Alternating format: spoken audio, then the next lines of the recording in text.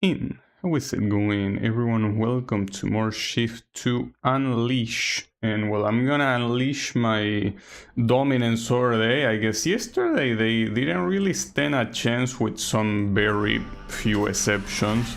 And the only exceptions were mostly because it's a little bit hard to get used to the collision. So every time you try to overtake someone, you get sent flying. But once I get used to that, unless the AI gets harder later, it seems that I'm just gonna dominate all over them. Though before going to any AI, let me do this thing that I left yesterday, the hot lap gauntlet. Wait, with a Lambo already? Well, first with a Lexus.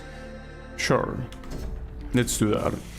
But yeah, this one is also another... Okay, listen, the trick here is to nail the two hairpins in the middle. Stay out of the pairs everywhere else, and it's all yours. Good luck. But it's a very simple track in that regard. You have straight lines and yeah, hairpins. It's like whoever designed this track wasn't very creative. But I think that this is only one version of the track, like one variant of it.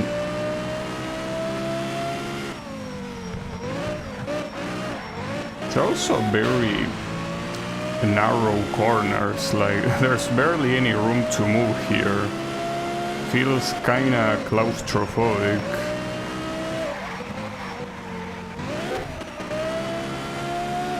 And the final hairpin. Ooh, and this one looks even more fucked up than the other one. Nice. Alright. So 1:11 for the top time. Not sure. Oh, that's bad. Oops. My bad. I hope that didn't damage the car, though. Just in case it damaged the car, shouldn't I restart? I don't know. Probably not. But yeah, that's a little bit off. Like quite off, actually. Didn't even get the second time.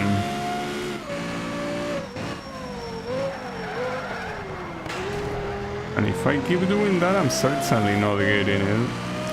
Not sure how the Gran Turismo strat of wall riding will work here. Probably not very well, but...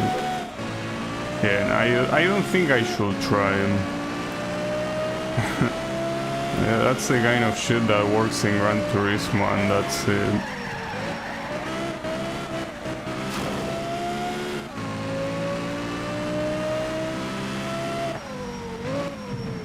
Yeah, that's the issue. If I brake later, that happens. But it's obvious that I have to get that time from somewhere. Well, it's also true that I messed up this corner here, but I don't think I... Okay, yeah, you can do it a lot faster, actually. I think that that's where all the time I lost was. Well, only one more lap to get that time. That was a terrible line. Okay. Unfortunately, that has to be a restart. That's the first hot lap I restart. It's a very messed up track. Why do you want to jump scare me like that? Okay. That was a good corner. So... it's hard to tell where you're supposed to brake here. You don't really have many braking references. I guess you have the trees, kinda. It's a braking reference, though I wouldn't really count on it. Now, mostly here what you will want to check are the banners, though some of them are not that useful.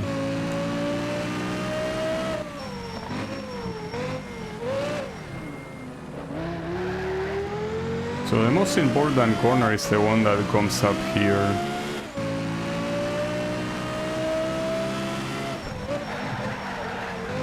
Okay, that went well. It is still probably not enough though. Oh, it was? Wait, really? Nice drive. I saw the timer go above 11. Okay, I mean, I'm not complaining, but what was the actual time? It doesn't say. Oh yeah, it says it there. Well, yeah, that was pretty close. Nice. Pretty cool. So then in Hockenheim... Oh, so we have Hockenheim too. Well, I didn't notice, so apparently we already did it. Come on, you can do it. Green light coming. Push hard from the start. And, well, this is a weird car. It's supposed to be a Mercedes, but... Well, the issue... Well, thankfully there is asphalt on the outside of the track there, but... Yeah, I cannot see shit, you know? That's a little bit of a problem, I will say. And even though I know Hockenheim as a track in the sense that I'm aware it exists, I'm not very familiar with the layout as well, you can very well see. It's fine, that didn't count as a cut, so don't worry. Oof. There is no way this is gonna be the top time, but I want to at least try to familiarize myself with the track. And I probably will still do badly even if it was daytime, but it's even worse with nighttime, so I really cannot see shit.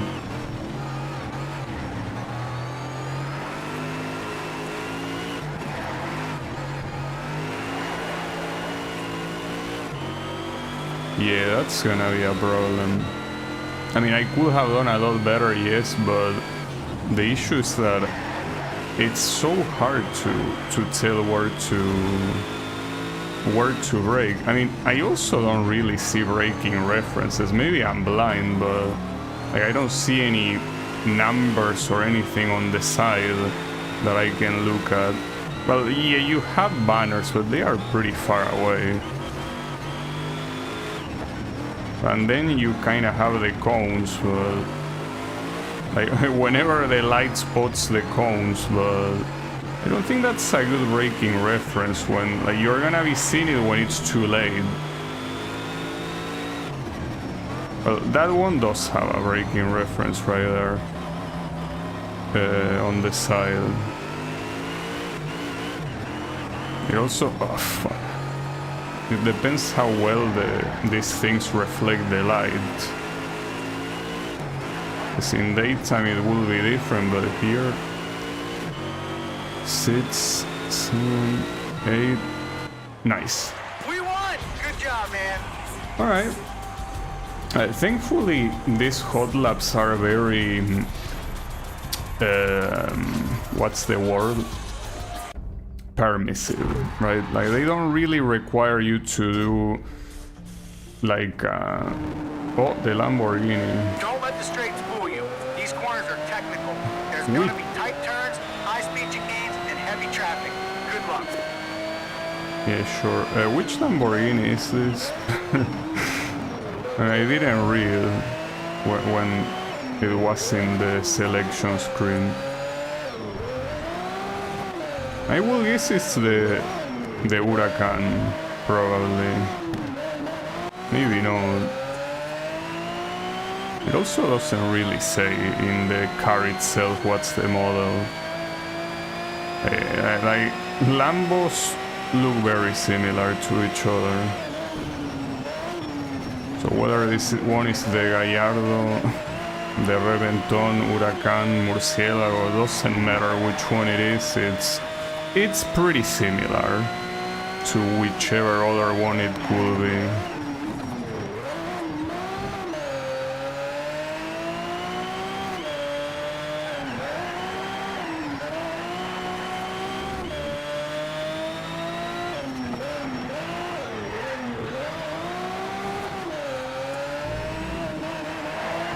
So I still feel like it's such a cool detail that each car has its own tachometer and speedometer. Like, it's completely customized depending on which car you use. That's a lot of detail for something very small, and it's very appreciated.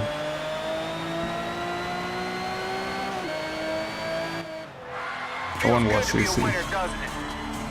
Alright, so we got it all. Nice. Only the first one took me a little bit, but I guess it's mostly to get used to the controls. So yeah, here it doesn't say which Lamborghini it was, but it's fine. I mean, we can just see it here again. Like if you enter it again, the Reventon, okay, sure. It was at least one of the ones I mentioned. So, Modern B. See what this is gonna be. Incredible. The modern B class is yours for the taking. Beware, the performance of the cars you'll be facing are gonna take a few steps up. Well, but I unlocked a Corvette yesterday, so that's the one that I'm apparently using, that one. I wonder if it's gonna have like all decorations like the Lotus had, or if it's gonna be vanilla. No, it has decorations. Nice, that's cool. That looks so cool. I'm really glad that they give it to you with decorations, because I'm not gonna, you know, spend time doing that.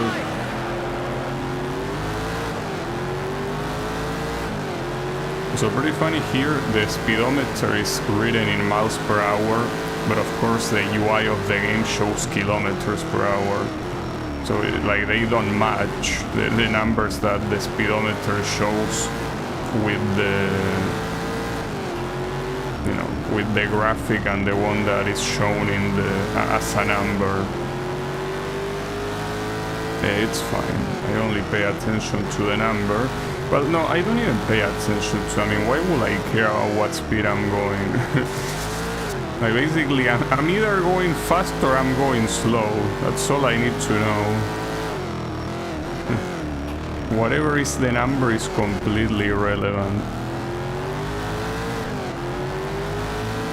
And it's quite crazy how the AI respects the parallels. Well, rather than respecting the parallels, they respect you a lot. Like, the moment they think that you're gonna collide with them, they stay away. It's pretty interesting. I mean, by 2011, which is when this game released, I was gonna say it wasn't that big of a deal, but I guess it was a big deal. I think that most AIs, even then, when it comes to racing games, were still very primitive. So it's cool at least that you can have this. That was probably too late. Yes, it was too late, indeed. God damn it.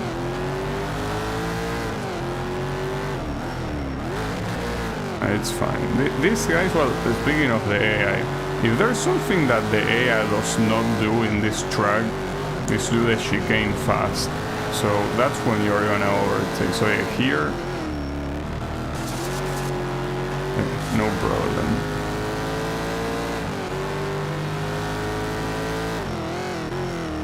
It's like a weird overlook to me though. But yeah. A lot of things have to go well for the AI to properly behave in every single situation. So I will say that the way it behaves right now is very well done, you know. It gets the job done. I guess this game does certainly feel a lot more simky than the previous one. Because despite the fact that it's obviously not fully arcadey physics, like here I'm having such an easier time at handling the car. I think they definitely ramp up the arcade feel of the game. So that's nice.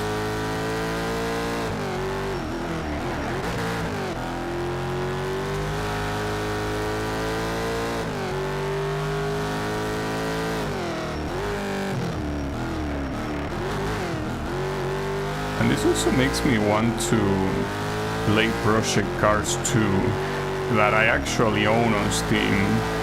Though if you don't own on Steam, you basically cannot own it anymore. It's been delisted from the store for a while. It's basically another game made by the same guys that made this one.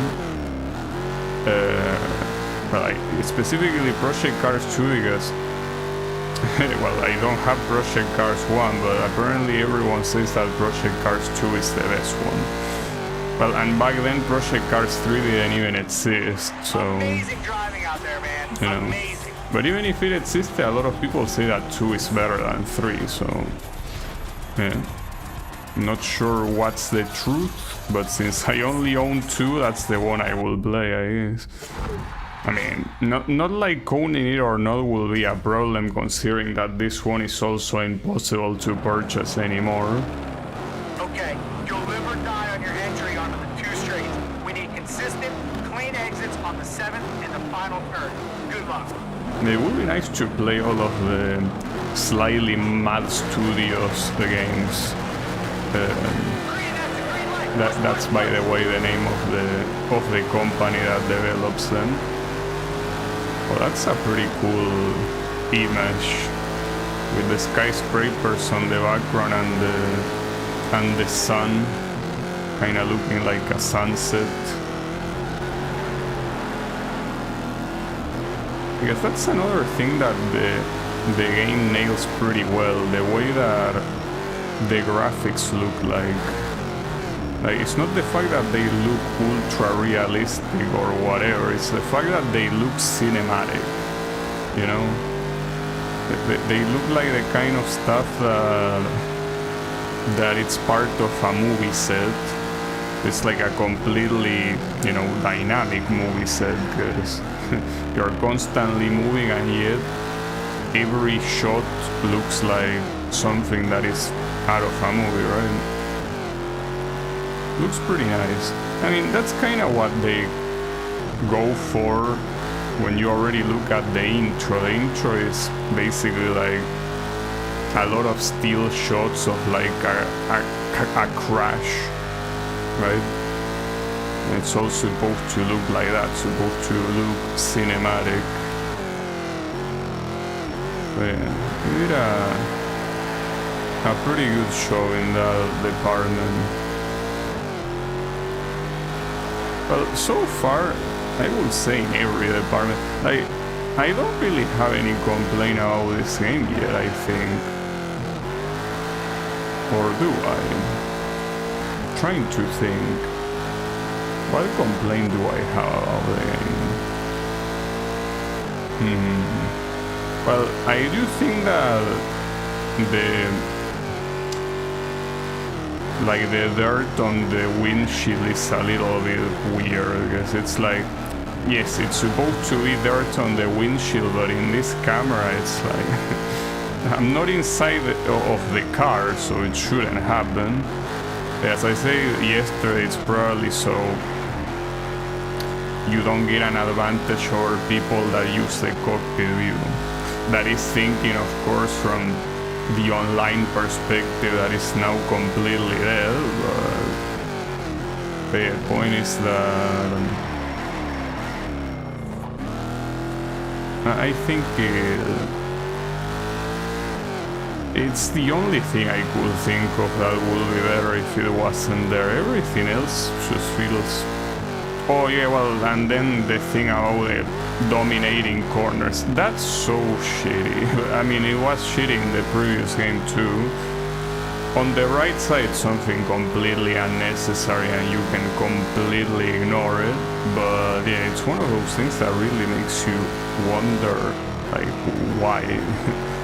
Why is that there? And why is it there in the way it is, right? Like, why, despite the fact that you're completely dominating the AI, that's not enough to dominate the corners? And what even is enough to dominate them? Sometimes I do them pretty fast, or sometimes I even... Well, I don't know what's the optimal racing line since I have it disabled, but... Absolutely epic drive, Sometimes man. it feels like I am going through it and it still doesn't dominate it, right? It's fun. I level up. Okay. Did I get Team Western? Should it be Team West?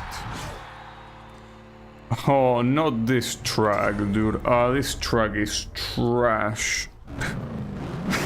Okay. Shanghai's got some wide, easy streets. Just don't get into trouble on the hairpin junction. You'll get plenty of air over the bridges. Hit them as straight as you can. No, you are full of shit, because the straights are not easy, they have bumps. Like, Green, that's a green light. Push, push, push. if you don't actually brake before the humps, the bumps, you're gonna lose your car. Like, you're gonna lose control of it. Alright, right there, that Nissan didn't lose control because of the jump precisely, but it's fine.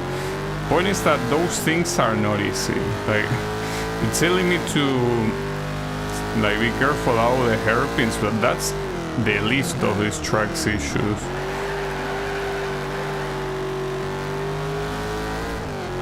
Yeah, like this shit is the issue. Like, look at that shit, dude. Like, what is this Mario Kart bullshit? I don't know if this track is real or not. It probably is, as should be the rest of the tracks, but it's like, why is that allowed? Why is it allowed that you jump like that? Like, it just seems completely unsafe, you know?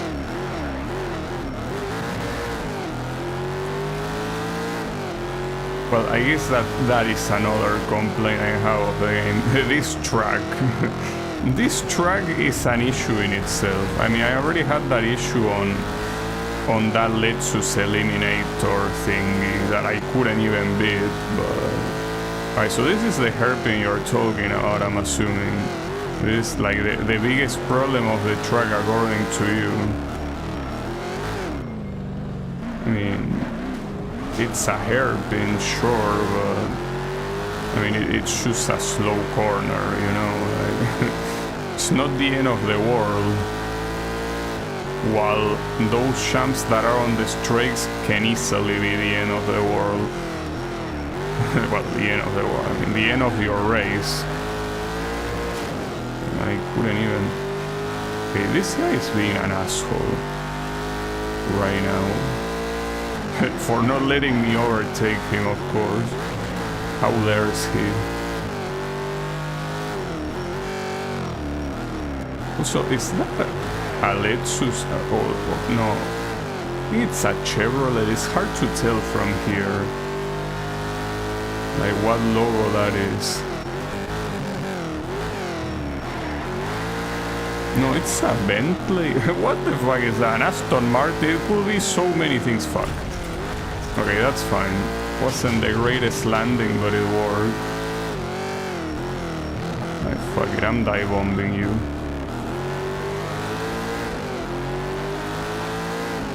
I have no clue what car you are.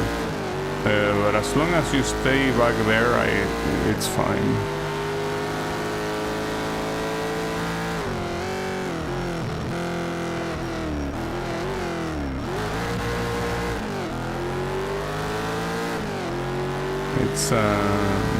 It's a real issue, those jumps. The weird part is that there is no warning, like, they are just there. Like, you're supposed to anticipate them. But there's nothing in the track that tells you, hey, slow down, there's a bump ahead. It's especially pretty fucked up in the bridge. You will assume a bridge is supposed to be like the most safe as it can be, since it's a very delicate structure in itself. But no, just put a jump on the fucking bridge, why not?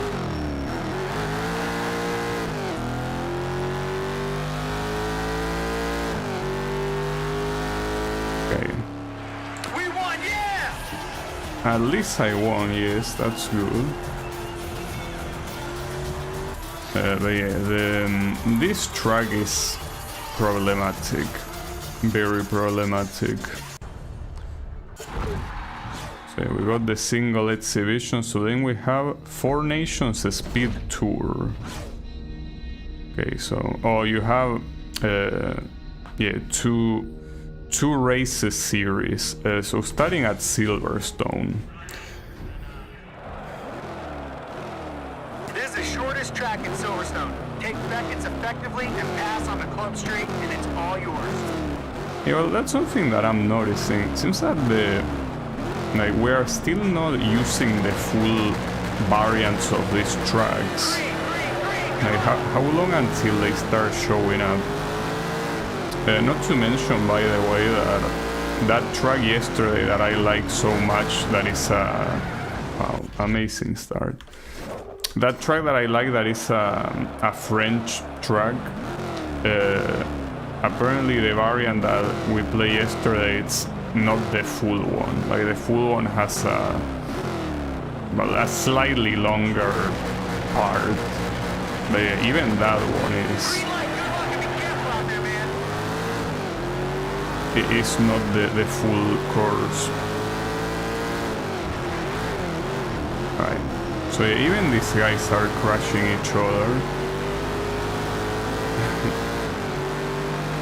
They are also a victim of the physics. But that's also another thing that I could have as a criticism, with the physics being a little bit weird every time there is a collision between cars. But since, I mean, I don't know how realistic that is, you know? Like, maybe the collisions make a lot of sense. Well, even if they make sense, I'm not sure if it makes sense to make them realistic, you know? Because it's not like the whole game is super realistic. But I think that, yeah, that would be a criticism, that the collisions are not more, like, lean. Well, I don't know if that's the word, but basically more forgiving. Really feels like colliding against another car, it's the end. But I mean, normally in a real race, it will usually be the end, because you will break your car and you will damage your car in a way that you're basically not gonna be able to remain competitive, right, for the rest of the race. But here it's just that it feels like, I don't know, there is a magnet that rejects both of the cars that collide. It kind of reminds me of Ridge Racer. In Ridge Racer, the collisions are like that. It's basically someone hit each other and boom. I mean, they are different, obviously. Wow, you really showed them out there. But that's P1, we're the winners. The point is that you crash against someone and they like repel each other. It's just that the kind of repel that happens is different than the one that happens here. Oh yeah, as expected, for England we have Silverstone and Brands Hatch, which are basically well, we didn't have Donington though.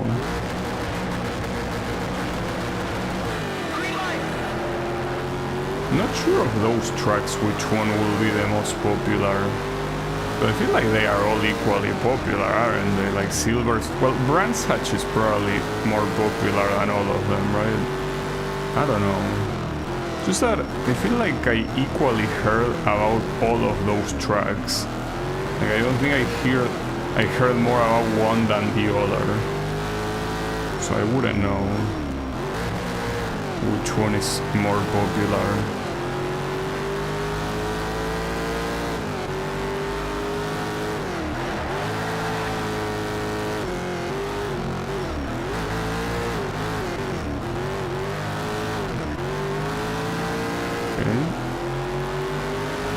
It also feels like the cars that you receive from these guys are fully customized. Like, I haven't had the need to check the upgrades that these cars will have or not, because they don't need it.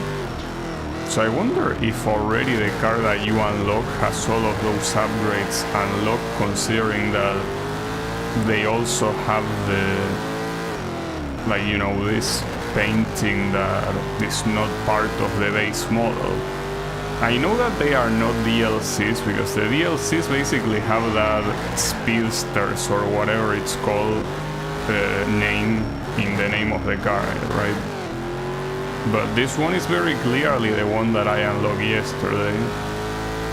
So it's a little bit weird that you will unlock it already with so much stuff, right? Maybe you don't, that's the thing, maybe. But if you don't, why am I unlocking it with all this stuff, right? Unless you tell me that one of the DLCs makes you turn all of the cars that you unlock in career mode into their best counterparts. I don't know. It's like the game already mentioned that you can increase the performance of the cars you have, but there is absolutely no reason to do so far. Like, these things are working super well as they are. No need for it. Feels good to be a winner, doesn't it? Well, it feels good to be a winner. I mean, yes. It's just that these guys are not really making it take that much, right? Okay, so oh my god, this one is Motorsport Arena Oschersleben. This is supposed to be Germany. I mean, with that, oh yeah, it is. It says it right there. You can take this fast, man, but you've got to pull off those early corners every time. Use the curves on your exits and watch your apex. Well, yeah, the name made it pretty clear that it was gonna be Germany. Green, green, green, come on! So this is also another track I have no clue about. It's pretty crazy the amount of tracks that exist all over the world, right? Like, to me already one racing track existing is crazy with how big these things are and how much maintenance they need. But seeing that there are hundreds of them, well, probably thousands. Not sure how many tracks are registered worldwide, well, at least the ones where, you know, actual racing competitions can, you know, take part on, but it probably is in the thousands.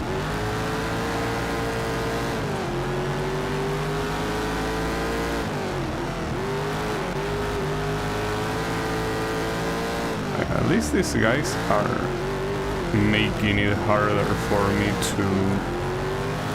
to be a winner. But yeah, let's keep fighting. We also have someone yeah, very close behind. That Mercedes.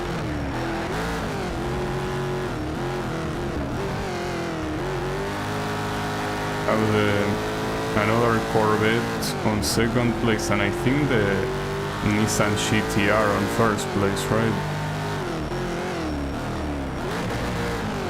It looks like it.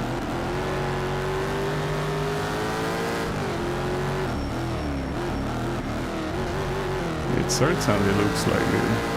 So it feels like it has a third pair of lights that normally wouldn't have, but not sure. Probably should see in things. Seems that it's gonna be hard to reach him. At least I'm struggling. Okay, come on. But I will just a little bit faster.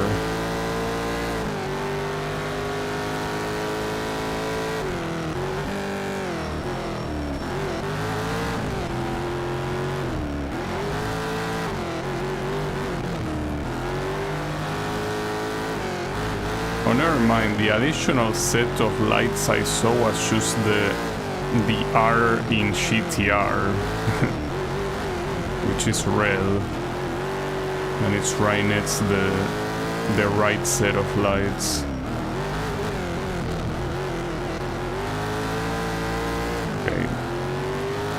The issue here is that I really need to overtake him in one of these, but it seems like a problem. And if I cannot overtake in this final corner, I'm not winning. Okay, I cannot overtake here. Well, that's a shame. You gotta do a restart. Then I guess you wanted a little bit more difficulty there, you have a little bit more difficulty. It seems that it's mostly that GTR, the one that was going fast, because looking at everyone else, they were pretty far behind. Well, and he's not the only GTR in here. My bad. Well, okay. Yeah, it was a cut, but I was forced into it, okay? Wasn't my bad.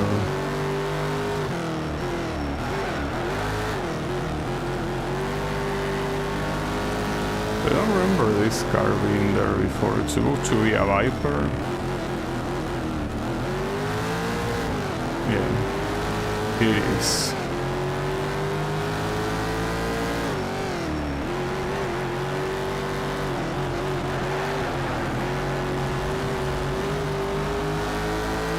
This Nissan is just going very, very fast.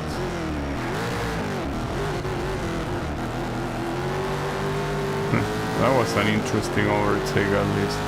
Alright, one thing that I have to take into account is that this guy brakes super early on the first corner. So just take advantage of that to close the distance a little bit. The issue is that later on he does every other corner way better than me. I'm probably just braking a lot more than I should, but I think it also has to do with the unfamiliarity I have with this track. Okay, that worked. So can I keep him back there for long, I wonder? Well, considering that the AI, when you're in front of them, doesn't really try to challenge you so much, probably, most likely. So the most likely scenario here is that the next track is gonna be Nürburgring, right? It is supposed to be a tour on Germany. It's most likely gonna be that. I'm looking forward to it. I mean, I'm looking forward to the full, like, Grand Prix variant. Certainly not to Nordschleife, though. I don't think that they are gonna throw Nordschleife anytime soon. They're probably gonna save that for the final set of events, right?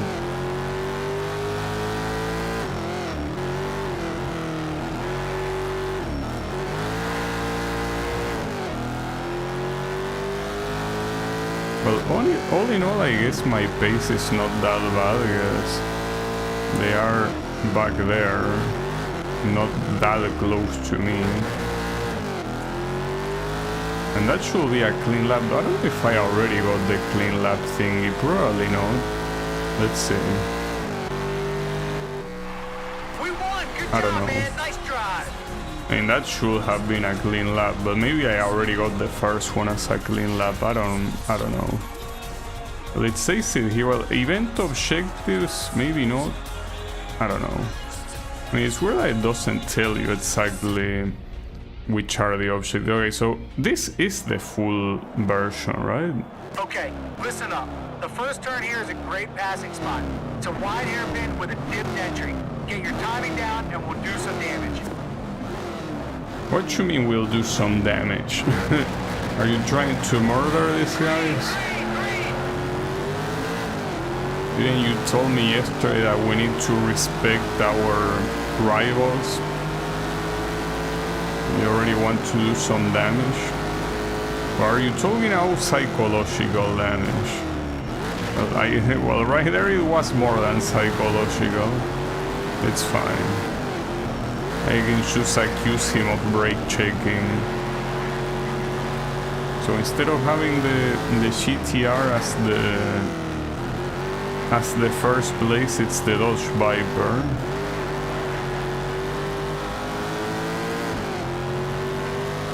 Let's see how we do.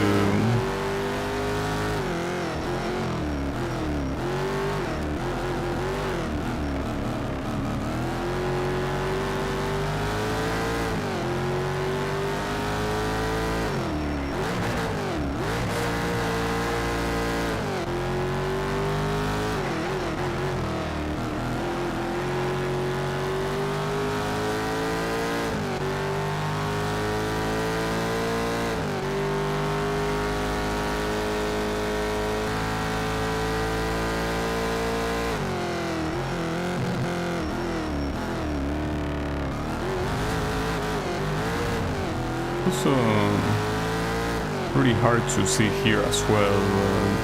At least this track seems to be very straightforward. Not much that you need to overly pay attention to. But yeah, if I'm not mistaken, I think this is the actual full version of Nürburgring Grand Prix. I think it is. Could be wrong though. It seems that the Grand Prix portion has a lot more variants than I expected. I wonder if this game is gonna have, I mean, it's most likely gonna have Nordschleife, but I wonder if it will have the Nordschleife Plus Grand Prix variant, which is basically like the longest track in the world.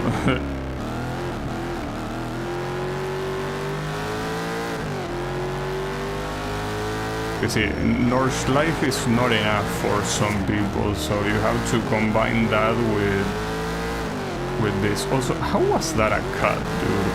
Like, I slightly went off track and clearly wasted time doing so. So how does that even count as cutting the track? How could that even be possible? I don't know. Like, according to the game, I cut the track there. It's not the first time that an off-track like that counts as cutting the track for some reason. But it's fine. Well, that went well though. And the guy behind me is not that far, as you can see. So I guess right now the difficulty is mostly equalizing. Maybe. I don't know. I wonder if at some point it really will be as hard as the previous game. I really hope it isn't. Like, if anything, I hope the difficulty stays like this. Alright, I've seen some drivers push their luck on the last turns here. Drive steady and don't make that mistake. Well, I usually don't try to push my luck anywhere. I tend to be very conservative with my driving. I mean, except for the part where I just crash my opponents like that. Yeah, that's not very conservative, but you get the point. I'm conservative on the corners.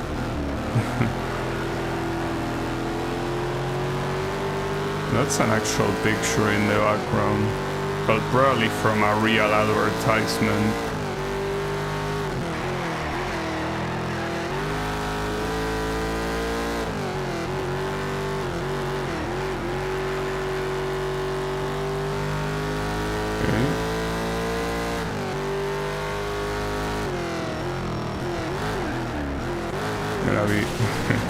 Yeah, that tunnel is so messed up there, and that made me waste a lot of time. Fuck.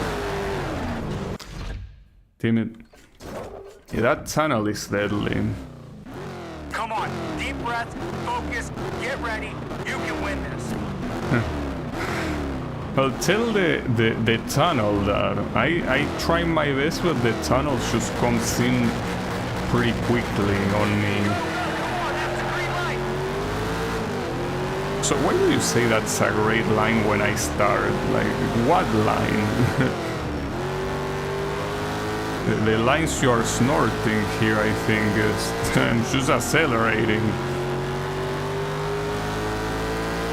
Well, to be fair, in real life, doing a good start is not easy. Like, in most cases, you hold the clutch and the accelerator, and you let the clutch go at the right time and with the right strength as well.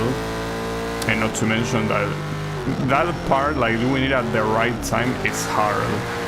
Because, I mean, you have to do it as soon as the lights come off. Or, well, the countdown reaches 0, whatever you use, right? And on top of that, you have to make sure that you don't lose control as you are accelerating, because you could time it well and all of that, but then you lose control of the car and you get fucked. So maybe that's what he's talking now. He's talking that you did a good start. And obviously in the game that's as simple as holding the accelerator. If it was real life, it will require a little bit more skill than that. So I guess that makes sense.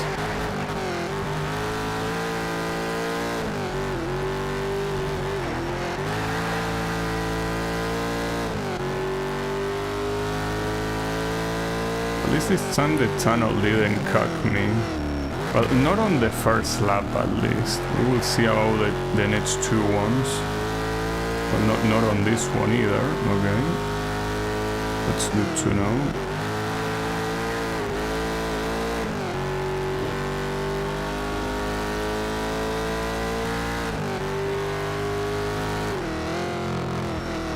He was talking to not push your luck on this corner. Because yeah, it can be very messed up. Wait, I dominated every corner except for this one here. It's pretty cool. Oh, nice. Okay, so this is the first track I fully dominate. Well, that's pretty awkward. I don't feel like I did anything specifically well here compared to how I do in the other tracks, but apparently this is the first track I fully dominate. I still think it's super funny how 90% of best line equals 100%. Like, very sound logic. So here, what I'm most surprised of is that I somehow dominated that tunnel corner. I really don't know how. Apparently I'm built for this track. Well, it makes sense. Like, this track I already have some practice because I played it on Pro Street.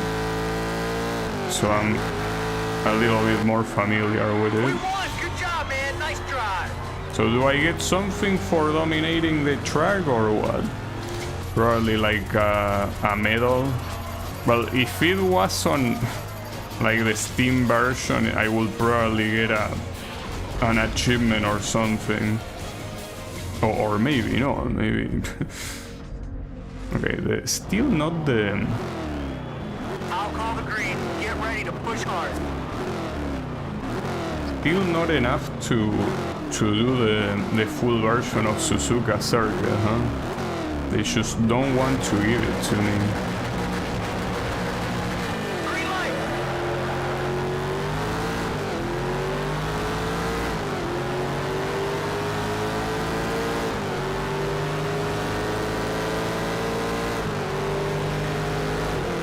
Okay, maybe they are saving it for a special moment. Like, they are probably treating the full version of Suzuka Circuit as if it was Nürburgring Nordschleife, you know?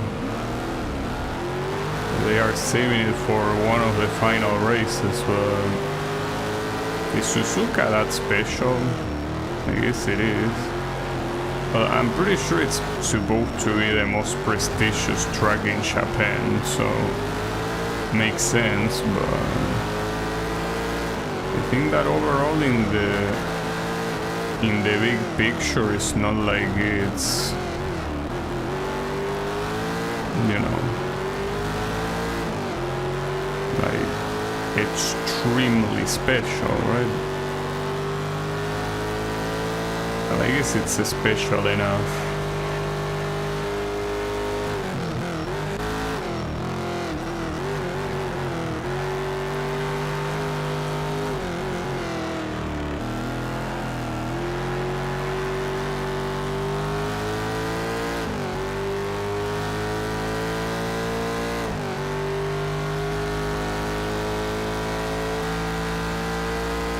That was a clean lap. Like, I didn't crash against the Porsche. I thought I did.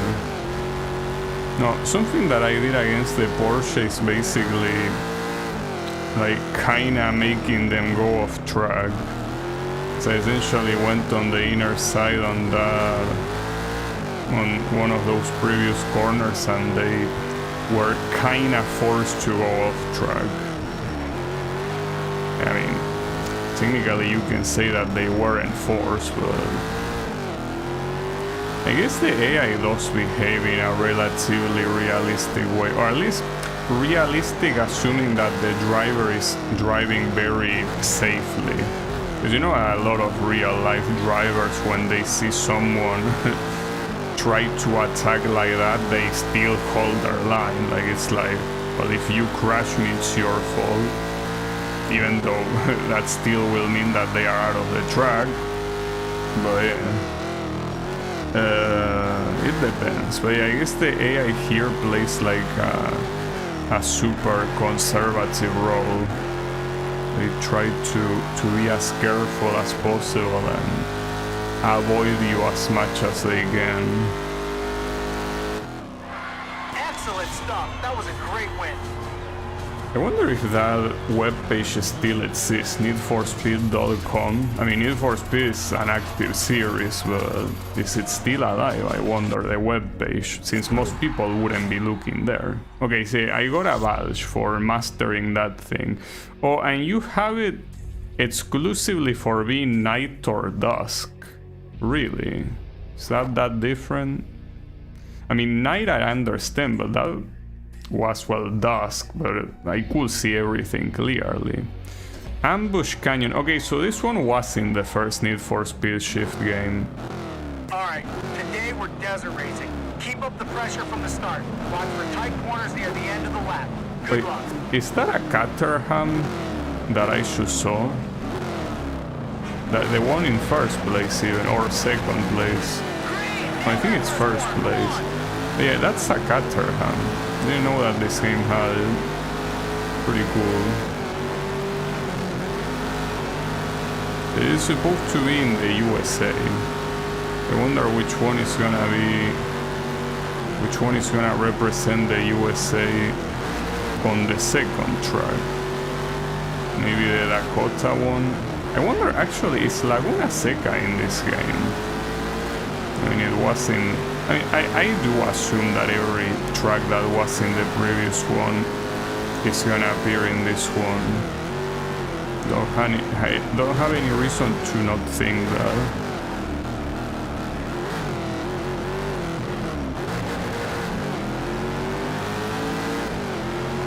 Yeah, that is the Caterham, and it seems to have a very good acceleration.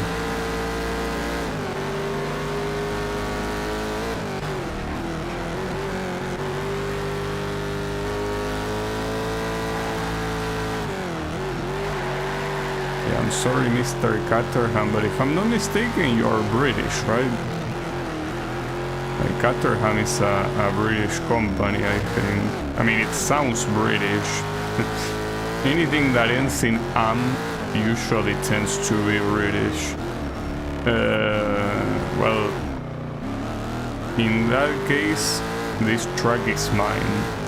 Because I'm the Corvette, and it's American. As this track is.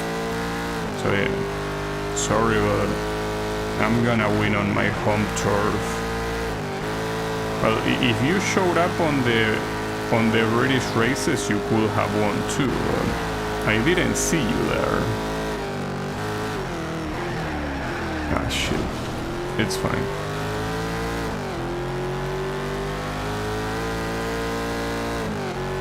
shame about no clean lap, but in a track like this it's hard to do a clean lap.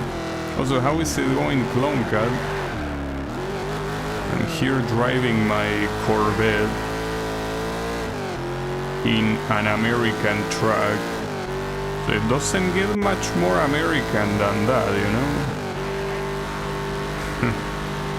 But it could be more American. This Corvette could have an American skin, like a lot of them have, at least the ones I've seen in Need for Speed. But we're doing that. And I'm enjoying this game more than I thought I would, honestly.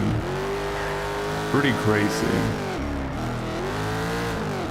I thought this was gonna be like Shift 1, that I will be like I don't think it's a bad game, but I don't like it.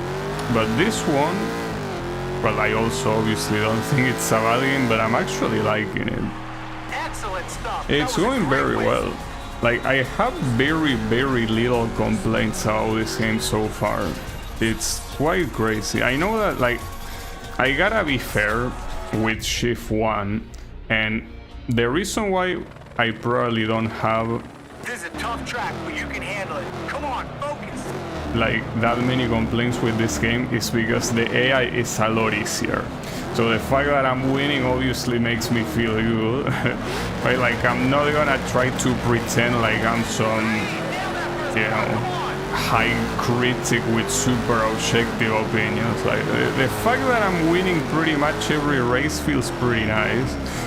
But yeah, it's also just the way the car feels to drive. It just feels very good. Yesterday I've been saying maybe it's because I was able to properly configure the triggers here and I didn't do that in Shift 1, but I don't know. Yeah, I'm power tripping, of course. I ain't having one unless I'm winning. I ain't having fun, sorry, what am I saying? Yeah, I ain't having fun unless I'm winning. I'm like a 5-year-old, you know? I never grew up. I remember, well, that's something that I remember a lot when I was a kid. I was an extremely sore loser. Like, I hated losing so much, and it's not like I'm a competitive. I'm not competitive. I just hate losing. Like, the thought of losing is bad. But yeah, obviously being an adult, you simply accept it, you know, like, you don't like it obviously, but whatever. But I remember when I was a kid, I'm pretty sure I remember throwing tantrums for not winning. A lot of kids do, but it's not like I'm special in that regard. It's just one of the few things I remember as a kid, being an extremely sore loser. The thought of losing was very bad. But yeah, not much change, except that I guess now I accept it more gracefully. Well, depends on what you mean by more gracefully. Usually if I lose against the AI, I throw a lot of insults. But since it's the AI, it's like, who cares, right? Like, there's no feelings to be hurt. It's a miracle you like fighting as well. I remember when I was a kid and I was playing Tekken, both Tekken 3 and Tekken 5. When I lost, I remember getting so fucking salty, and here we're talking obviously of losing against the CPU, like not against any other person. And I got so fucking salty, dude. You have no idea. Like, I'm pretty sure at one point I ended up punching the television. Not to the point of dealing any damage, of course. I mean, I was a kid, not like I could even if I wanted. Like, I did get pretty salty. So I like fighting games, but it's mostly, you know, I like it mostly playing against the CPU, because at that point I know that, first of all, the CPU can be cheesy in most cases. So if you played enough, you can probably guarantee yourself victories. And at the same time, if you lose, you know, it's like, try again, whatever. Like, the CPU is like when you're at a boss in an RPG or whatever. You lose, well, no problem. Try again until you win, right? So yeah. Amazing driving out there, man. Amazing. That's also the reason why I don't like playing online. Even though I did play Street Fighter 6 online and I got to master, like, I didn't like doing that. Or rather, I enjoyed some of the fights, but the thought of losing was very annoying, you know? So yeah, we're going to London again, alright. Seems that we really like London, huh? Oh, and where is the Caterham now? You're in your home turf and you're not even showing up? Shame on you. But yeah, the point is that that's the reason why I mostly play fighting games against the AI. The idea of losing against another person is very bad. Well, the idea, I mean the feeling of losing to another person is very, very bad. So I try to avoid it, and when it happens, it's like I try to swallow the soul, because differently from the AI that you can choose, you know, basically throw an endless stream of insults and it's fine because it's not a person. When you play online, there is a person on the other side, so it's not very nice to insult them. Well, if I wasn't streaming, I will do it regardless. It's not like they are gonna hear me. But if I'm streaming, it's not very graceful to do that, you know? So I try not to do it. But that requires a lot more willpower than you might think.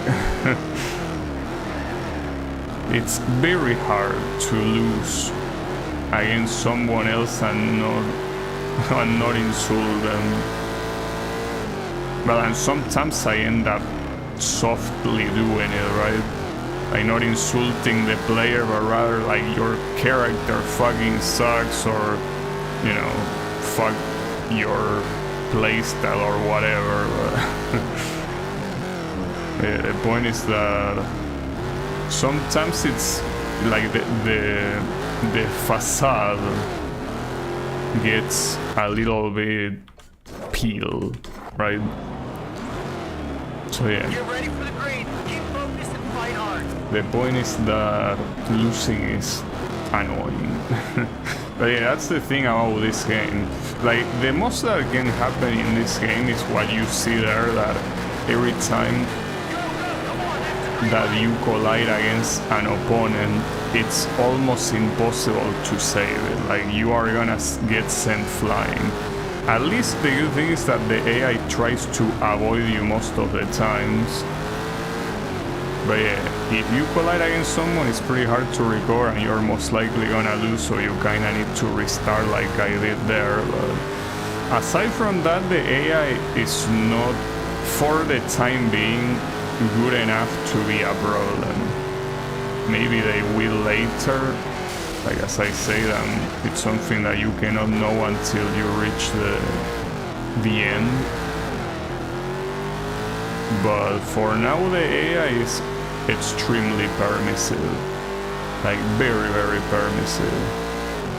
So yeah, because of that, I don't have many complaints about this game. To be fair, I didn't really have that many complaints about Shift 1 either, aside from the fact that it was a pretty hard game.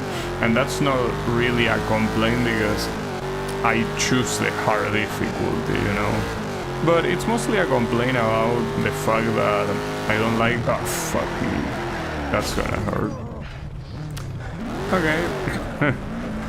Is my car still working? Well, kinda.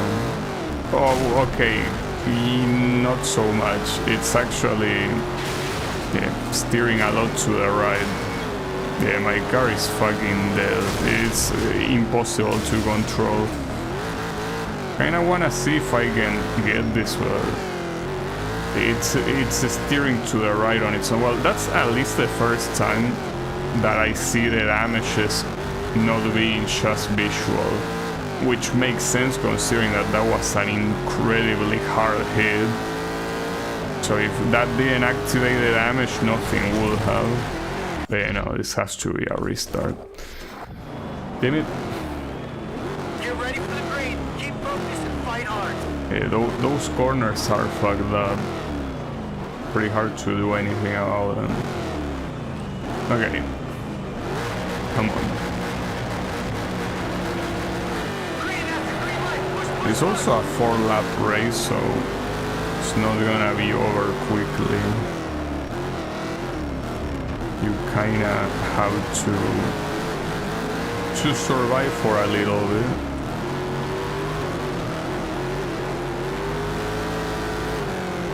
The damages are also pretty permissive. Like in the previous game, you will start seeing damages on your car just by doing collisions that were, you know,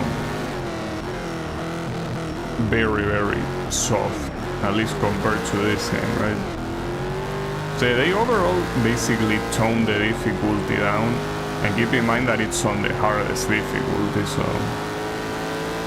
yeah, they most likely tone it down. Pretty nice.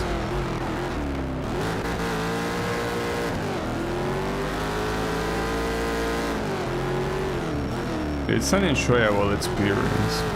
I mean, that's the kind of, that's the reason why I wish the Forza Motorsport games were easier to emulate, because I'm pretty sure that the experience of those games is very similar to the experience of this game. And that corner fucking sucks so many balls. How many times am I gonna crash against it? At least it didn't seem like I received a lot of damage there, but can I recover the lead? Not sure. Probably, I mean, it's not that far. And even though I keep taking that corner badly, I think that the CPU does it a lot slower than you can actually do it without crashing, so I'm gonna overtake there. Assuming I don't get fucked before that.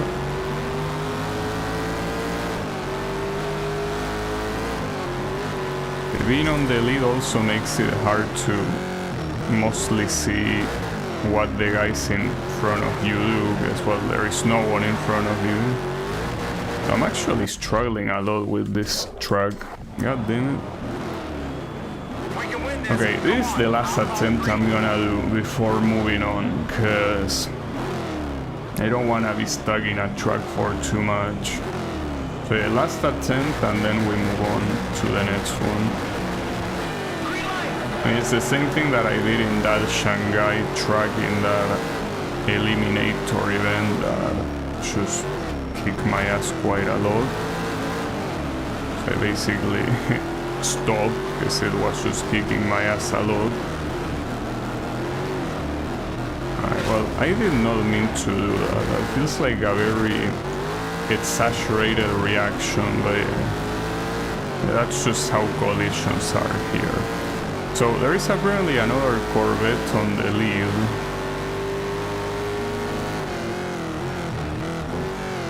I think the braking reference there can be the, like, that green stripe that is on the ground. Seems like it could work.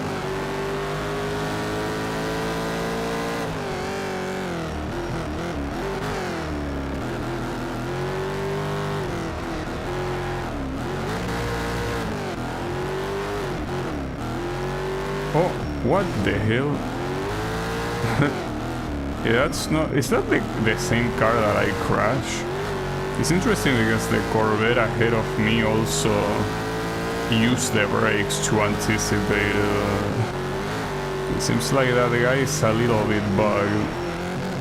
So yeah, that seems like a good braking reference. When you see the great stripe on the ground brake there. Okay. Shame that it took me like 5 attempts to figure that out. That's something. And yeah, that guy is still stuck there. Maybe he completely destroyed his car. Or maybe he's simply stuck, I'm not sure. It's hard to tell what he's doing. He seems to be bothering the other AIs, as you would expect, obviously.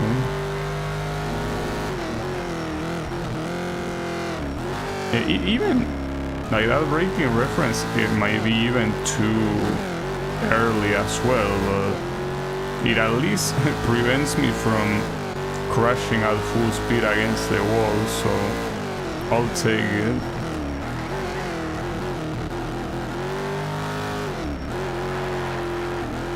It's one of those corners that it's pretty hard to see and comes out of nowhere.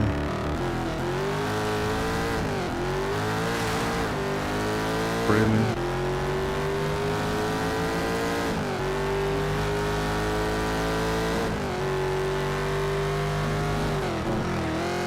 Yeah, like, by the time you see the corner, if you're just relying on what's ahead of you, like what you're seeing ahead of you, it's like it's already too late to brake, like you're gonna crash. We won! Good job, man.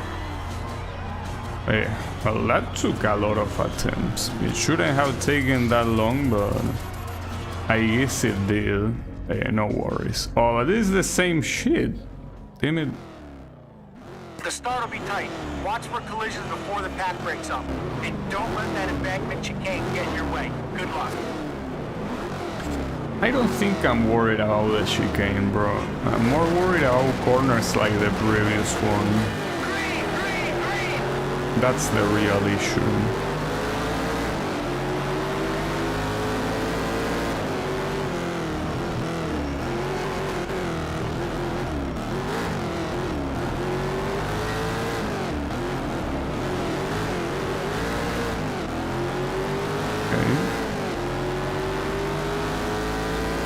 This I know which version of the track this one is.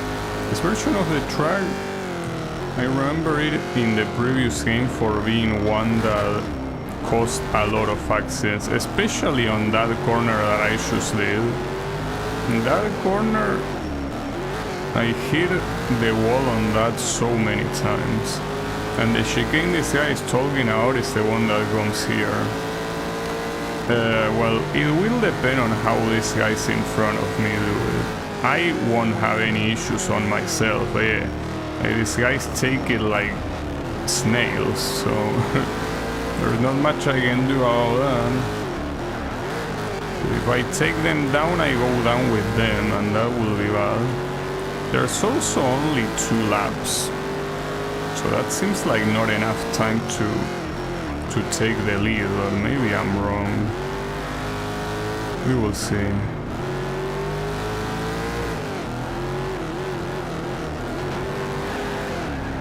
For fuck's sake. Yeah, as always with this... Get ready for the green. Keep focused and fight hard. With these urban tracks, it's the issue of overtaking, because there's barely any space, you know?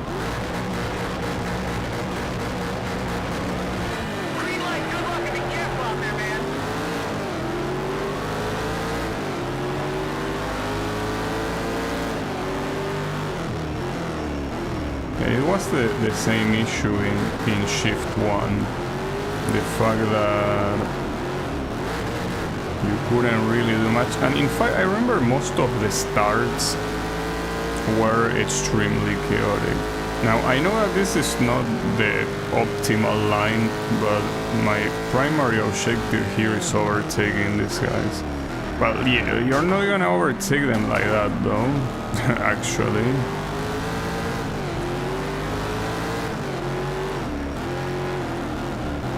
Man, I really want to overtake you. Like, you are doing nothing more than slowing me down.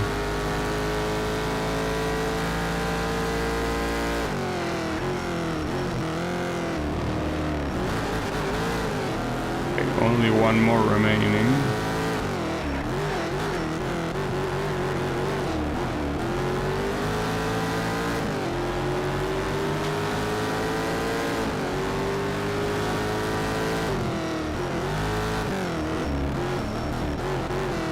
Nice. Okay, and with that, assuming I keep the first place, I can also get the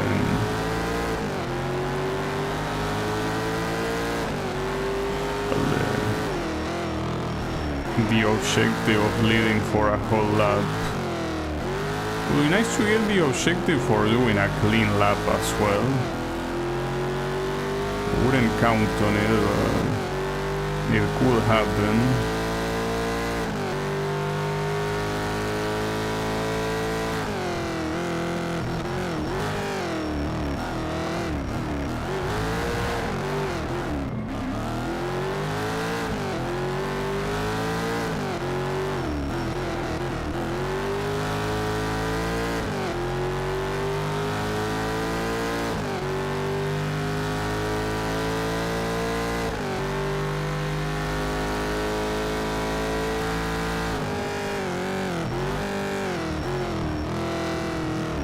Not sure if they made the chicane harder here.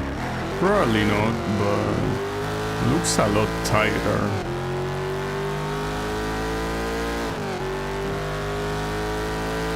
Than in the previous game, I mean. Then we will get the clean lap. Unless I somehow crashed this corner, I didn't. Okay. Nice. Great job, my man. Great job. Though, if you get the clean lap at the end or not, it doesn't seem to tell you. I thought it did tell you. Maybe I didn't get it somehow. Also, when I level up, I will get a Porsche. That's pretty cool. Nice. Okay, so I got that. And then there is the other London thing in London, Whitehall Drive. It is the same shit.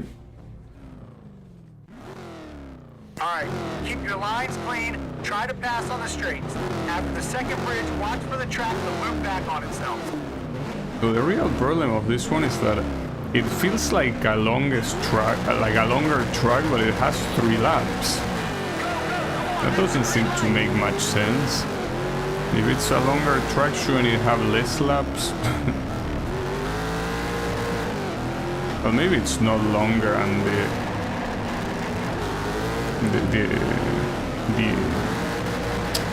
the shape made it look longer. So can I overtake this asshole?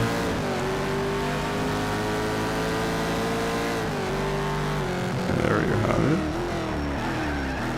Okay, now the issue is reaching that guy.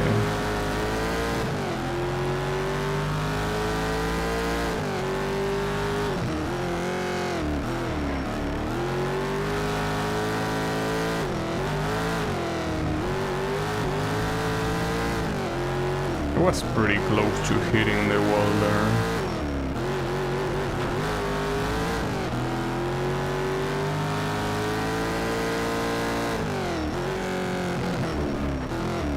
Wait, oh, I didn't know where that corner was going.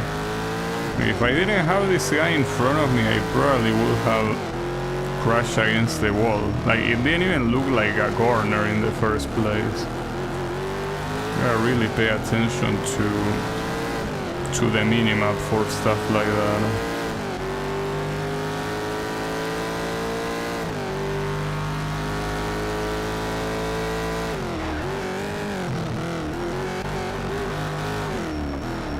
Oh, wow, that was a completely unforced error. It wasn't even close to you and you still went straight to the wall. Pretty nice.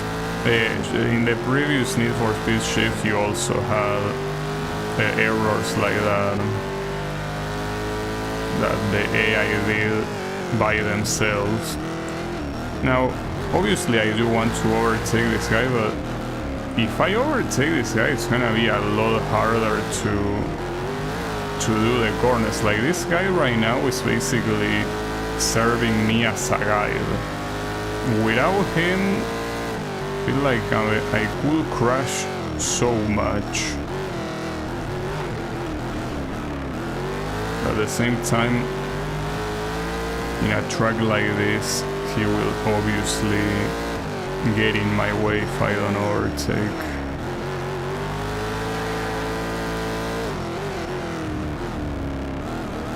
Okay. That worked. Somehow didn't count like cutting the track, so I'll take it. And the issue is this corner. This corner is ultra blind. I think what doesn't help out this corner is the lights.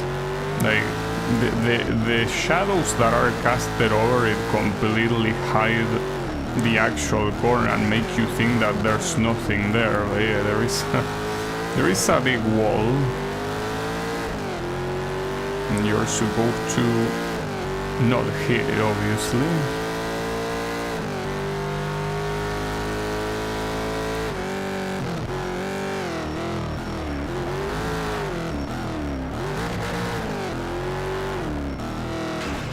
Ouch.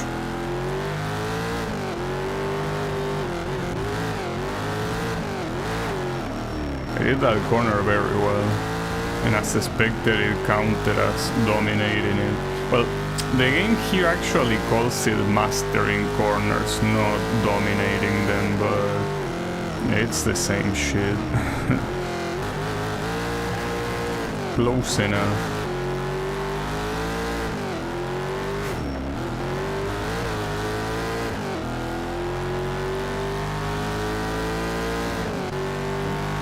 Surprisingly, there are only 3 corners that I didn't dominate.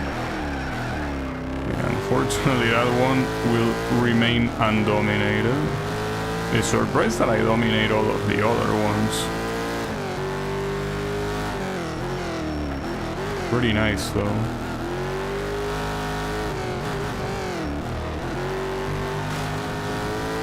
That's a shame. Well, that somehow counted as dominating a corner, but it also completely fucked over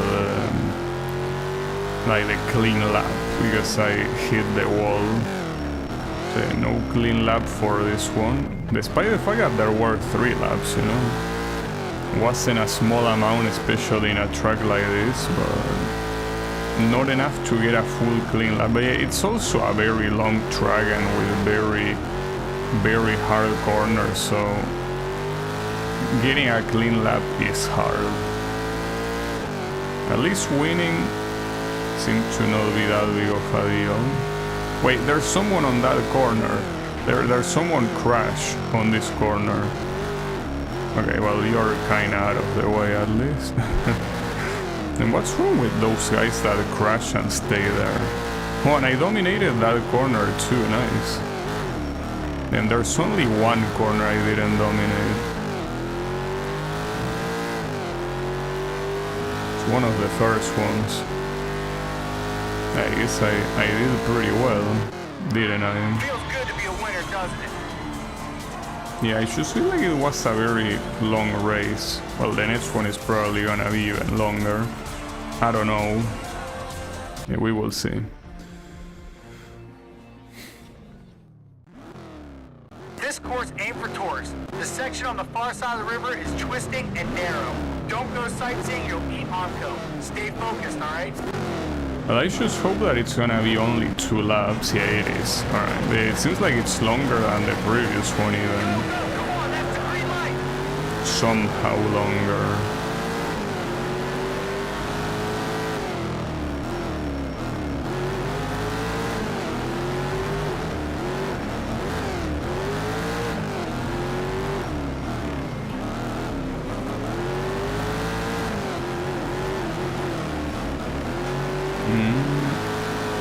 That wasn't very good.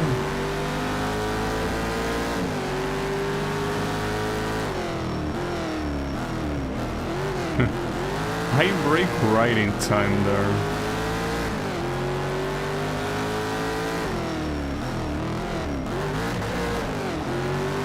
Was a very weird racing line you took there. Also, these guys are doing weird shit. Seem to be hitting a lot of walls.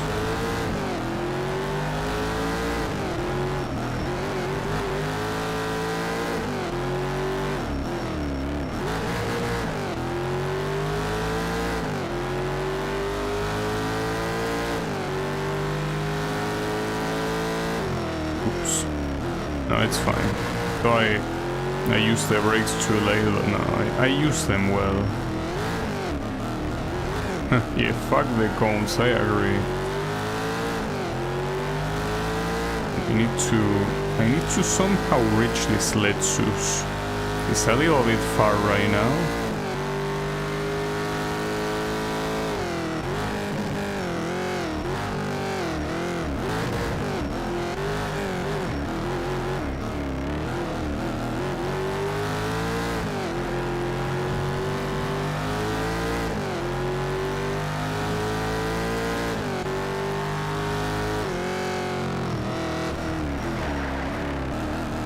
Keep in mind that this is only 2 laps, so if I cannot overtake this guy right now, it will be a problem.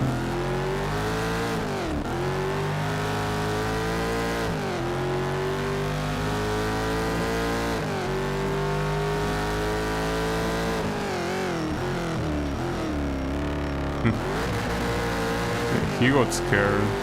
But you can essentially perform like psychological warfare on your opponents. You can be very threatening with how you approach them, and they instinctively back off.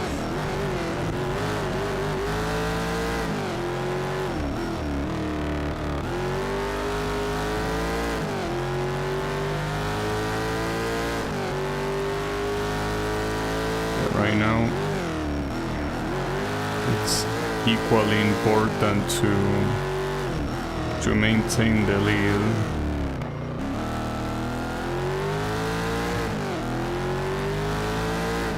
It seems that I can do it, no problem.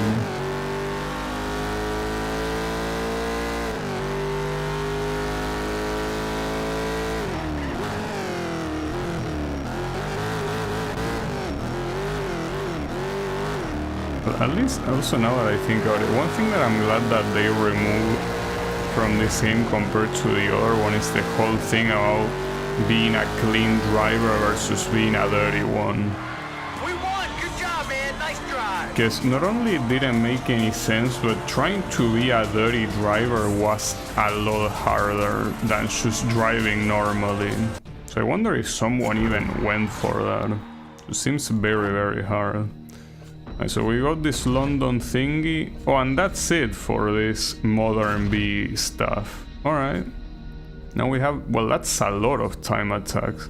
Wait, time attack is different from hot lap? It seems so. Oh yeah, it's probably like the prostrate one. They're making some real progress out there. I'm Chris Rado, U.S. time attack champion, professional speed demon, and lover of all things fast. Time attack isn't like circuit racing. It doesn't matter who crosses the line first. You need to nail 1 lap and 1 lap only. You want to build and tune the car to crank out lap times. If I were you, I'd drop the weight, get better suspension and brakes, and don't forget about the massive horsepower you're gonna need. If you become time attack champion, I'll even give you my all-wheel drive Scion TC. I built it to be the fastest time attack car in the world. It's got over 1,000 horsepower and creates more downforce than the hand of God. What? Creates more downforce than the hand of God. What do you think? Down or what? Yeah, you've proved you can deal damage on some epic tracks. Now you've got to prove you've mastered them. In time attack, the guy with the fastest lap wins. And more downforce than the hand of God. That's gonna be a hard to forget line, I gotta say. I don't know what that's supposed to mean, but it's fine. Like, why does the hand of God have downforce? I don't know. Didn't take him for a professional racer, honestly. Well, not him or his hand, rather. Not sure. I also like the little gesture he did, like a fist going down. Like, what the hell? Yeah, that was pretty funny, I gotta admit. Well, I don't know if my Corvette has more downforce than the Hand of God, but I do know that it might not be enough speed-wise. Like, forget all the downforce. Though these guys are not doing very well either, but... yeah, oh, that didn't count as a cut. Nice. The track sheriff are asleep. Time attack to me is basically just a lamer race. I mean, you're still driving against them on the same track at the same time. So it's basically a race with extra steps. Like, I understand that the physical position doesn't matter, but... wait, who is in first? Oh, I'm in first. That's who's in first. Essentially here, if you manage to overtake everyone, it's the same thing. Well, not necessarily, but most of the times it's the same thing as winning, you know? So, yeah, it just feels like a lamer version of a race. I mean, with all due respect to the time attack champion that has a car with the downforce, with more downforce than the Hand of God. But yeah, I feel like your discipline is a little bit lame, sorry. Didn't want to say it like that. You make me pick race or this, I will pick race anytime, obviously. Oh shit, someone's been. Alright, there's only one guy ahead of me. But is he ahead of me when it comes to the time? Who will be? Let's see. Well, not yet. At least. But keep in mind that this isn't over until the timer decides it's over. And then it's over. But not before. Even though it might look very positive for me right now, it ain't over till it's over.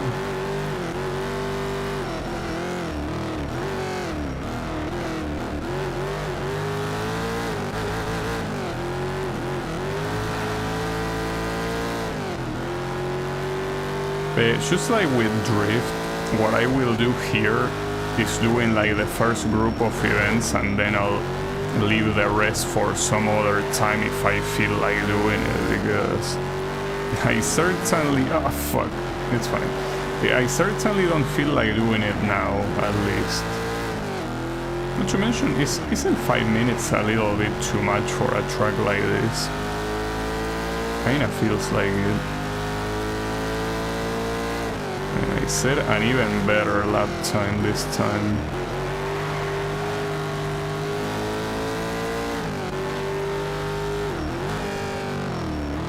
So it's crazy the amount of effort that went into this career mode, like hiring these professional drivers to do cutscenes and also have them talking over every time that you select a new group of events. That's pretty wild.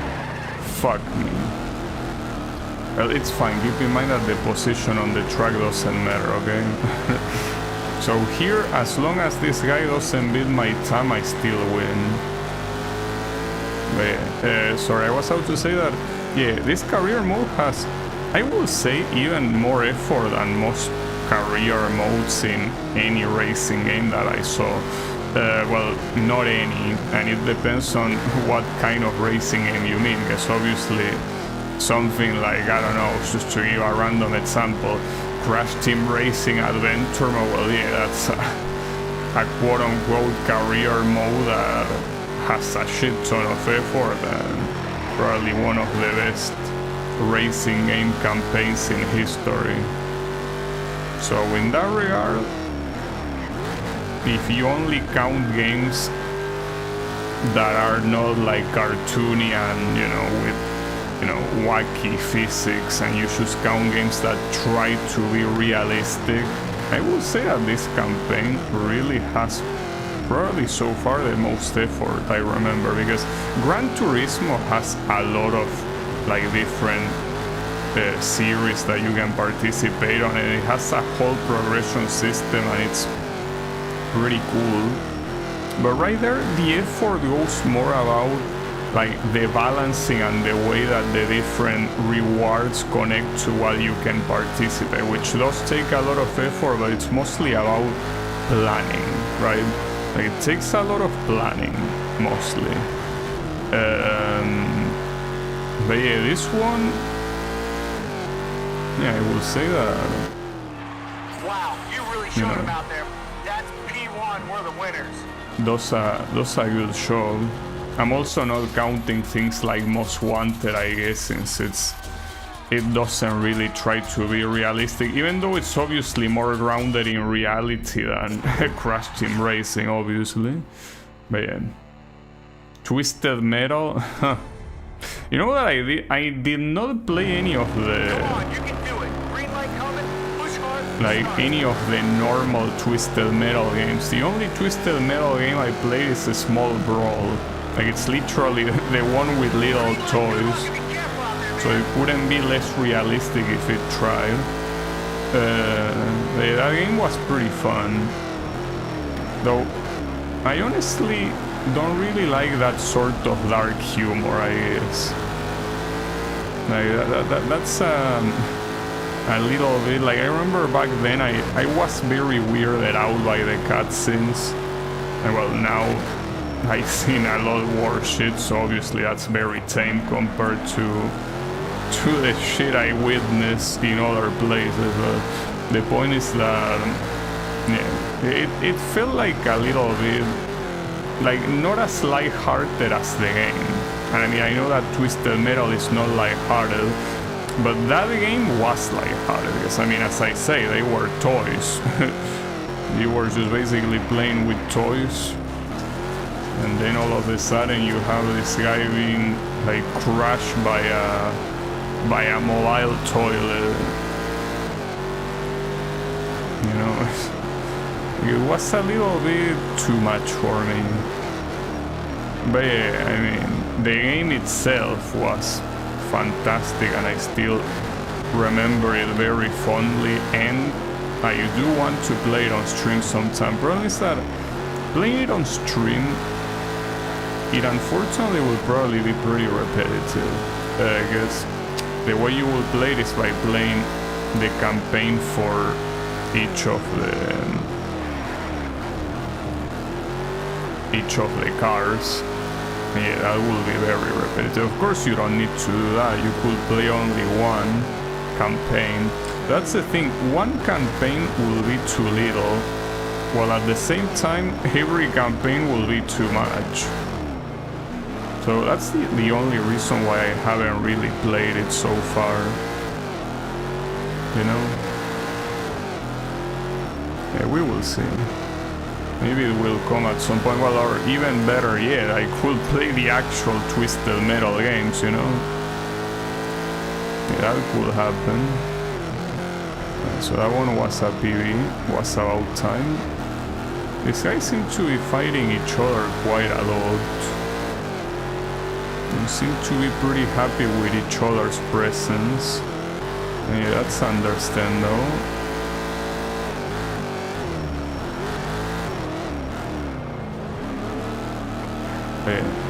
But if you're not gonna be happy with each other's presence, be not happy with each other's presence behind me. Oh,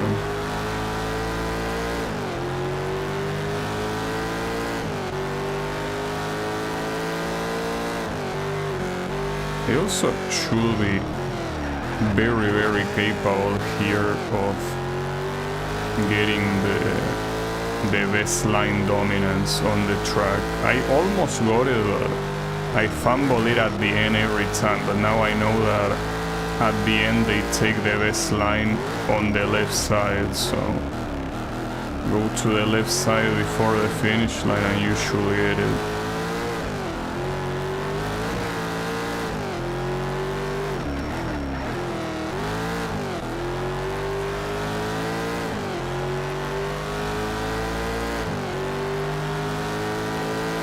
Nice, got it. And the only thing left to dominate this will... Oh, wait, someone got the fastest lap. I forget about dominating the corners. I gotta dominate this event. Can I do it, though? Not sure how much better that time is compared to the one I have, but... I need to do this a lot faster now. So yeah, get onto it.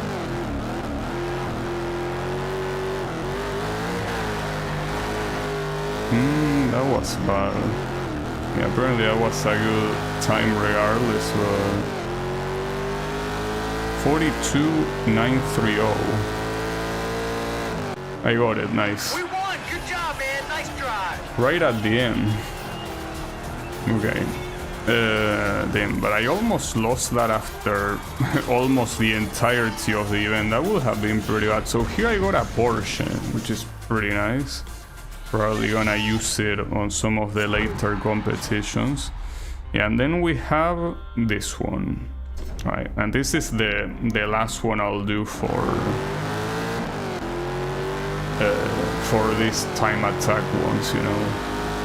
Because I don't wanna do time attack if I can avoid it, so yeah. Let me not do that. Come on, nail this one!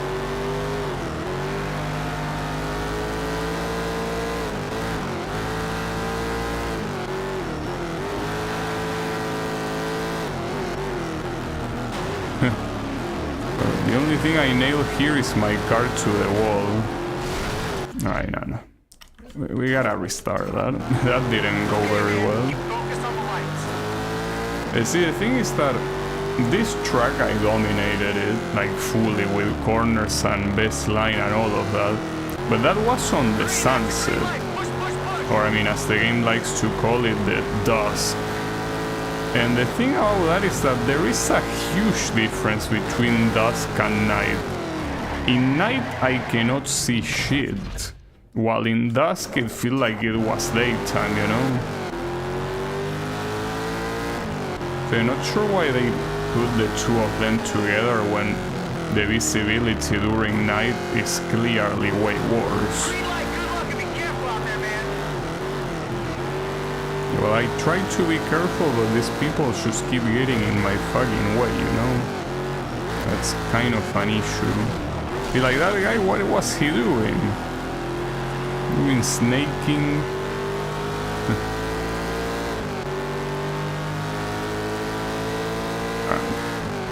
That's fine, though.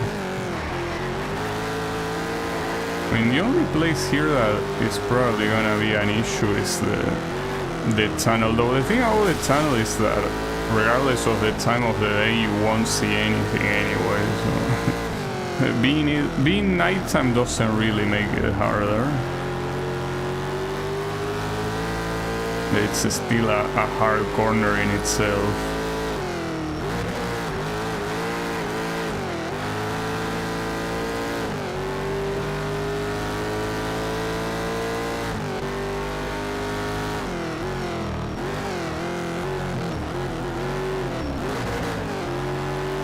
And until this guy decides to stop being in front of me, I won't be able to get a real good time. So another thing to keep in mind is that by having someone in front of you in this type of event is that you have constant slipstream. So it's not a bad thing to have someone in front of you, but it is a bad thing if they constantly make you go slower, and the AI in this game is not the kind of AI that can do well. That's bad. Would have been worse, but yeah, that's not gonna be a good time. No way it is. So I don't expect the guy behind me to get out to, you know, surpass my time, but I do expect the guys behind him to surpass my time.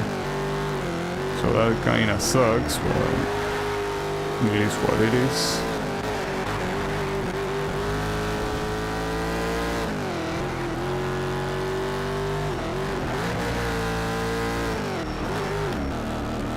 Apparently no one surpassed my time, so that's nice. The important thing here is nailing the tunnel. That's what I need. Everything else is more or less easy, and I can also more or less see where I'm going, so it's only the tunnel that poses a problem. Ooh, though that wall was very close there, and it wasn't the section of the tunnel I was talking about. Okay, I went overly slow there, but better than whatever I did last time.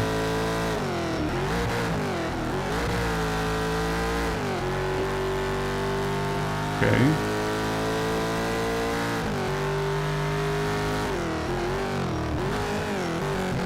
These final corners are an issue on nighttime as well. Very hard to see anything. That's I don't know if they are gonna be able to best that light and that lap time. Hopefully not.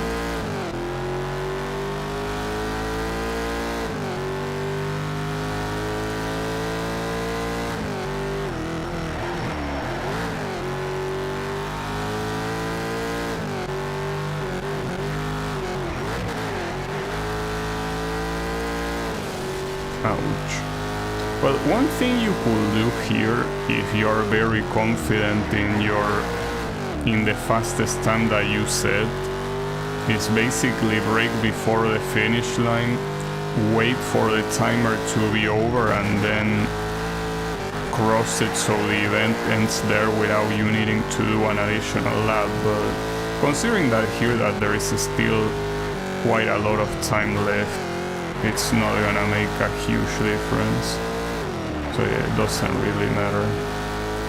Yeah, I was 1 second slower than my previous attempt. Makes sense considering that I messed up the tunnel.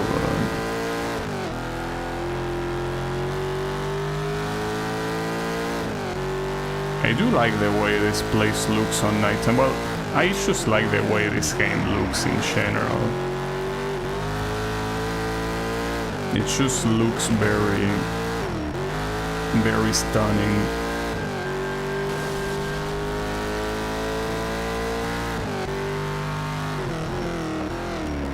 Well, another thing that I realized is that that little sound that happens when you know the time is over, they also made it more quiet. Like in the previous game, it basically blasted your eardrums. So that's also another thing that they did better compared to the previous game. Actually crazy, fuck. But interesting ending. But I won regardless. So, yeah, with that we can say goodbye to the time attacks for a while, guess. Sorry, Mr. Champion, but you're... Yeah, I don't like your discipline, but it's fine. This time, you've got a hold of the keys to some classic supercars. You're chasing lap times in a Bugatti, a Gumpert, and a Koenigsegg. Truly awesome machines. But wait, if we are doing this already... Oh, never mind, the Modern A Invitational is on the next one, so yeah, we can do this ones now.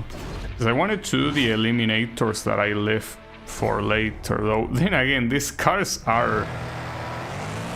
Don't try to be a hero. The national track cuts off the turn 4 hairpin, so it'll be trickier to move up the back. Good luck, man.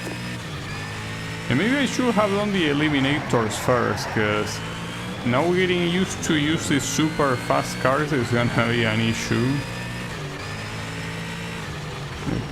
Pretty wild that they already throw you to the Koenigsegg, right?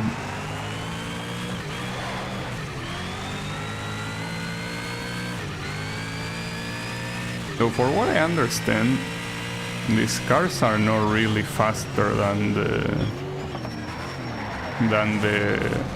touring cars that are gonna appear close to the end of the game, right? That's a little bit awkward that they show these like hyper cars now, but like the final competitions are gonna have slower cars. But maybe I'm wrong. Will be.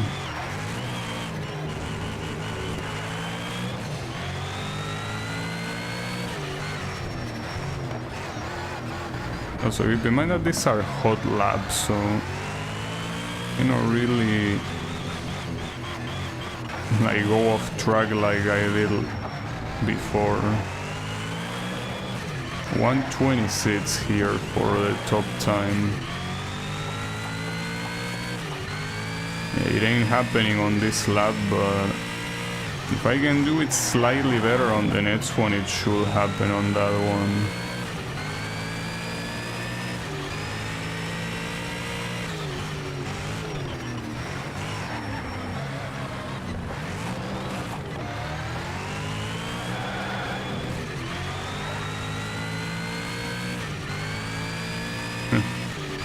So it has a very wild sound. I mean, it also had a wild sound on the previous game, but yeah, like the Koenigsegg does not fuck around at all. It really does not.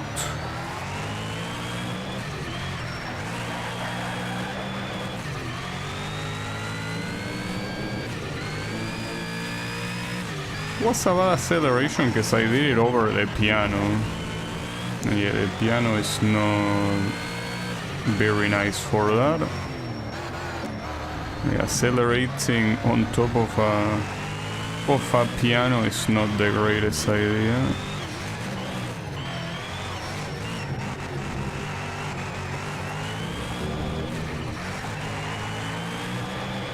Is this gonna be enough? It should be, yeah. Nice. Great job, my man. Great job. Yeah, that went well. I think that these hot laps are completely unrelated to anything else, though. I do wonder why the hot laps give you such a low amount of cash. Okay, we want a good position from the start. Take that first compass turn with speed, and we can build a good pace on the way down to Maggots and Beckets. You know that all this time I thought that the company here was Apollo, but Apollo is apparently the model of the car and Gunpert is the brand. So yeah, I guess I was wrong. Also, okay, this car is a little bit wild, very wild even. Like, I think it's so far the hardest. Yeah. It's so far the hardest one to control, which makes sense considering that it's supposed to be extremely fast, but I mean, even in corners it's like it does its stuff. It's fine, I will control it too. That's an interesting chicane.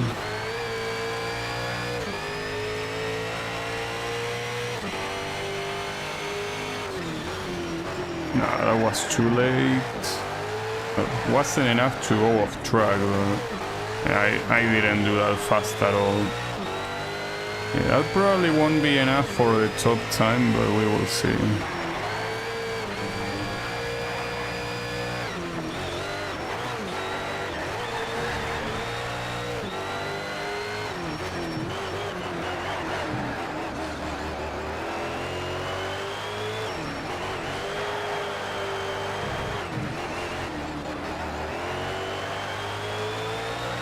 So 119 for top time. 6, 7, 8. Damn, barely. Driving out there, man. Nice. Amazing. I wonder by how much I did it. Like, it feel like it was nothing, like very small difference. Yeah, by basically 22 milliseconds. Nice. Then on ambush cannon with a Bugatti, this is gonna be a disaster. Yeah, this you can already see the AI itself struggling to control the car on that last corner. This will be a little bit disastrous, but it's fine.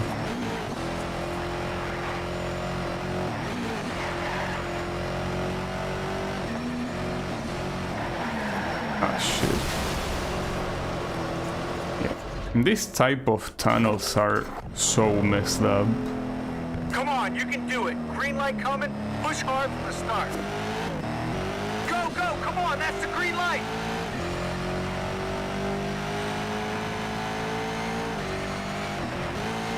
So it is weird to see all these cars without license.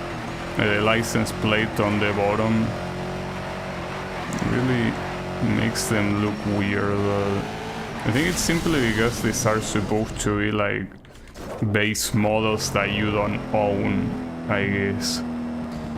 Can I stop crashing against that same corner? Green, green, green. Like, I will appreciate it.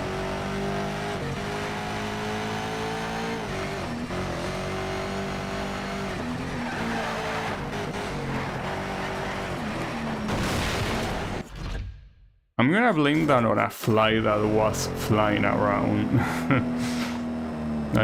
For some reason, That's the green, come on, nail this one. drain flies are starting to show up again in my room. So, yeah, I guess I need to start spraying bleach all over the bathroom. Those things are so fucking annoying and so damn stupid. They fly on your face constantly, and they are completely worthless as well.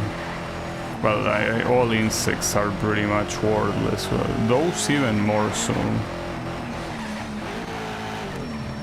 I don't even think they serve as food. They are so small that whatever predator tries to hunt them is probably gonna starve. Don't even know if they have a predator. Well, they probably do. I'm their predator. But not because I eat them, obviously. Ooh, that sounded very solid. Like that clank sound.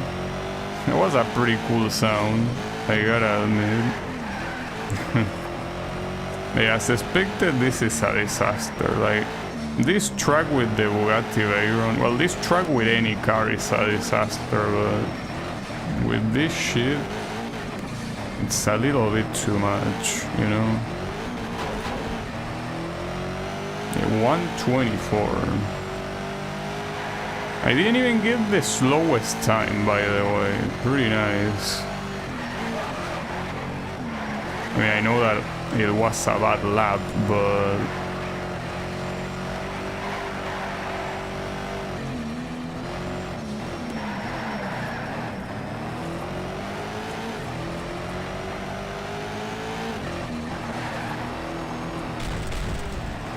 it just feels like everything about this truck is completely unpredictable. Not sure if I can do this one actually. Come on, you can do it. Green light coming. Push hard from the start. Green, green, green. Good luck. I mean, I admire your enthusiasm, but I don't think I can do this. I think that this one is just a very twisted combination.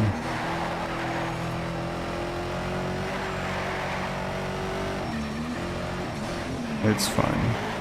I'll keep trying, of course. I wouldn't like leaving this event without clearing, but just know that... Oh man, cut track. How did I cut your balls instead? Damn it. I mean, I did cut the track. It's just that I didn't cut the track because I wanted. I cut the track because I lost control.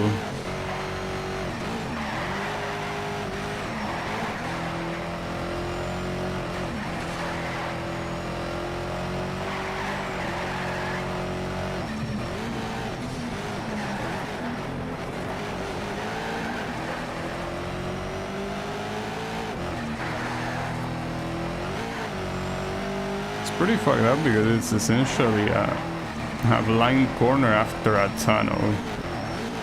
That's a very messed up thing in itself. Like, after a tunnel, you want complete clarity of whatever it's about to happen, but no, you don't.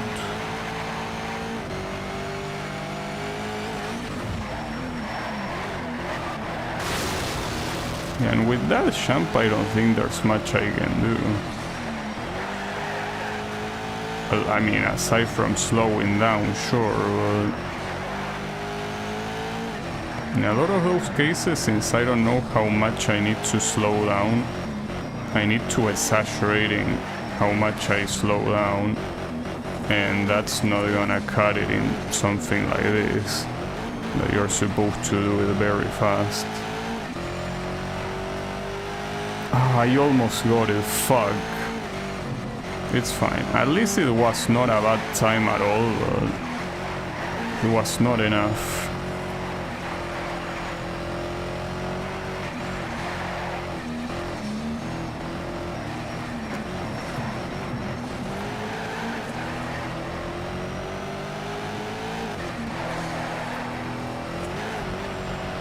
Okay, that wasn't a cut. So if I manage to do the part with the jump properly, it might be enough. It's just that I don't know where it is. Like after this, I think, right? Like here? I think that was the jump. Or this, no, it's this one.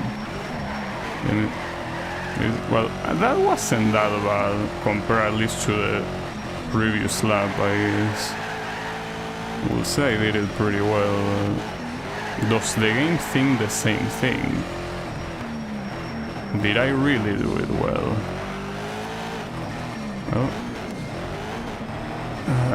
that's something that I probably didn't do very well though. Okay, let's see. Nah, unfortunately not. Didn't it do... Well, third time's the trick. Hopefully. We will see. The fact that I have to go in so aggressively is a problem. Because when you go aggressively on this track, you end up getting caught. As it's expected.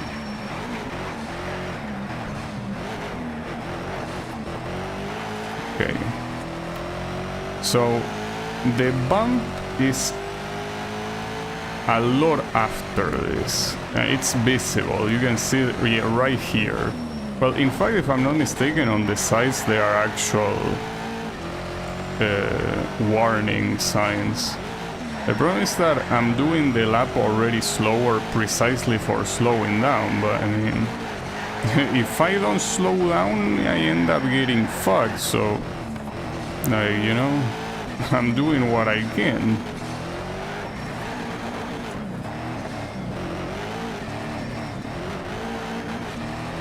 Is that enough though? 2, 1, yeah it is. Nice. Wow, you really showed him out there. That's P1, we're the winners. That was hard. It was pretty hard. It's a very nasty combination. Okay. So, well, aside from the time attack, all of the things here are done. I kinda, before I keep going, I want to go back to this eliminator thing, because I should be able to do it. It's just that I got pissed off because this track is trash. Come on, deep breath, focus, get ready, you can win this. This one it shouldn't be hard, at least. We will see. I mean, last time what happened is that I made it to the final elimination, like I basically was out to win, until the guy that was behind me essentially took me out in a corner. Like, he hit me from behind and I could not recover, and he ended up winning at the last moment possible, so I got very pissed off. It should be doable. It's just that the biggest issue here is the track being a piece of trash. Like, this is easily the worst track in the game. Like, it's not even close. I mean, the previous track also had that bump where it had it, but I feel like the bumps here are way worse. And not to mention there are two. Because having one is not enough. No, it has two. It has that one and then one in the bridge. So extremely annoying.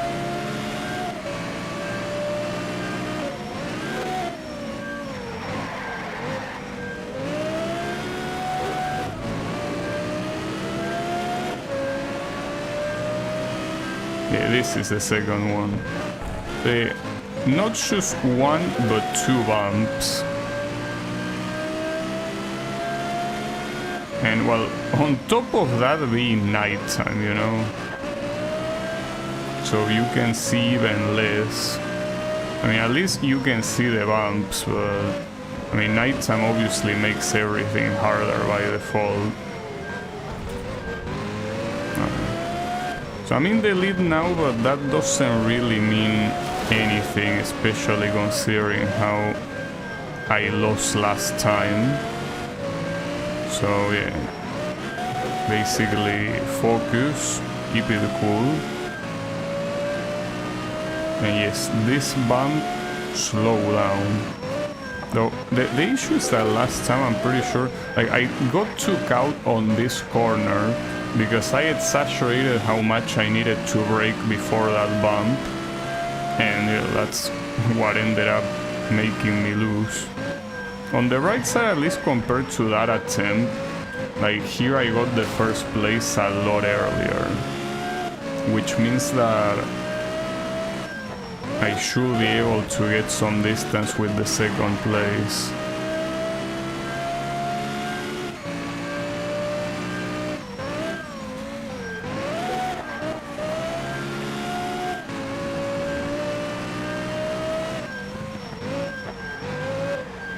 Not sure what the final eliminator event is gonna be. Like, in what track and with what car? I wonder.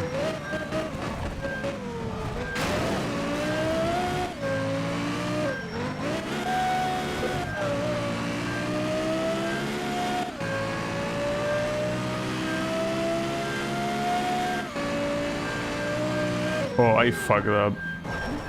For some reason I completely... It's fine. Oh, it's not fine. I can't believe what just happened, but I lost a tire. It's gonna be impossible to lock this guy until the end of the race, but... You know, you're pretty much fucked.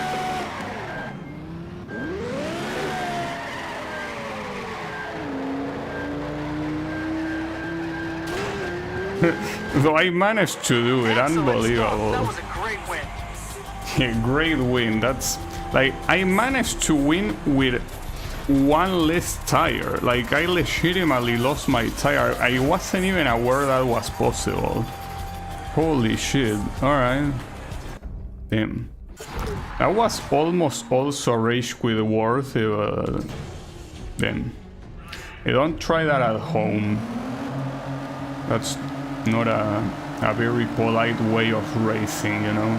But yeah, I mean, at that point I didn't have a tire, so if I wanted to win, I needed to block that guy. Green light. So, hold up, here... This is supposed to be daytime and it still counts as if I have this dominated, so... I'm not sure what it meant by dusk and night then. It doesn't seem like being dusk and night is relevant at all, unless you count this as dusk. I mean, maybe you do, but I mean, this is not dusk. Right? Or maybe it is, I don't know. I mean, I do remember that when I dominated this track, I could clearly see everything. So the nice thing here is that I'm using a GTR. Well, another one, because you basically start the game using a GTR for the first two tests, you know?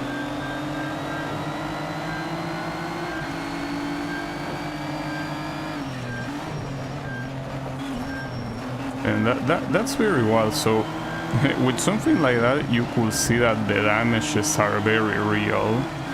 And you can even lose a tire, right? When that happens, it's basically a game over. Like, you need to restart unless it's that very specific situation where the race is out to be over. But yeah, I mean, you're not gonna finish a race without a tire. That's pretty clear.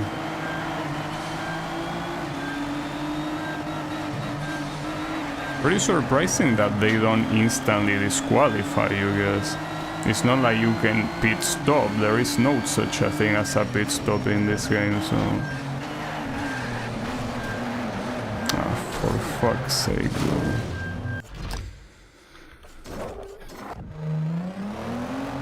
Yeah, I don't know. Get ready to push hard. What about these eliminator events makes them so hard to win? Because it's not the format in itself. I mean, if anything, the eliminator format, what makes it is that it's like a longer race and that's it, but it just feels so hard to overtake the opponents compared to other races. I guess it's because all the cars are the same, so the pace of every opponent, and I mean your pace is gonna be pretty similar, so it's hard to get a difference going, I guess. Wow, that was an insane corner, holy shit. Like, I went super close to the inside and I managed to not hit the wall and also do the corner fast.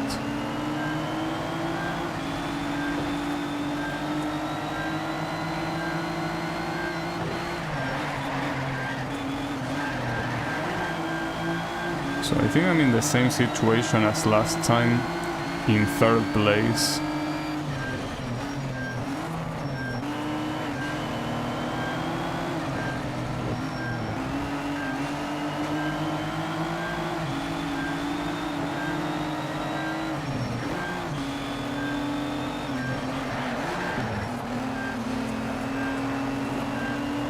Still not enough? Okay, there you go. Overtake.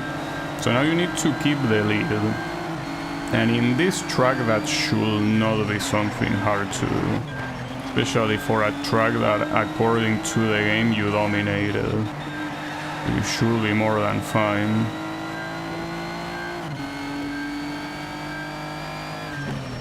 I mean, aside from this particular tunnel corner, it shouldn't be an issue.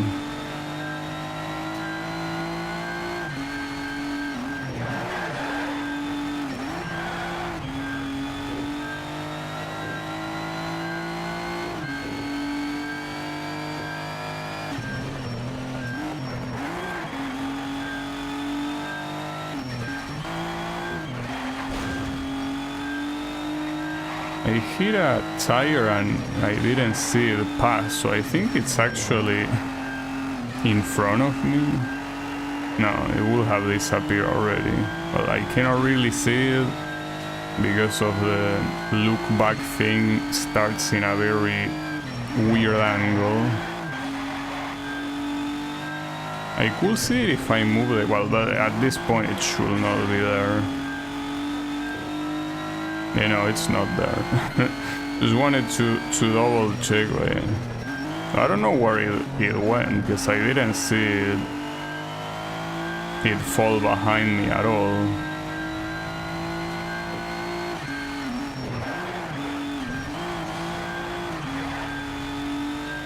I'm also leaving everyone that is left in the race, I'm leaving them so far behind.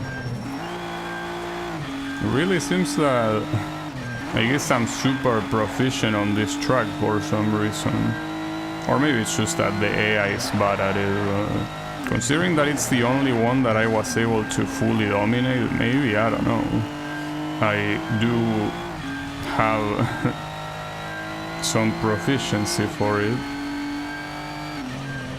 So for some reason, this one doesn't say a GTR on the rear. Maybe that's because of the bumper that covers it. Could be. Right, but yeah, I got it, no problem.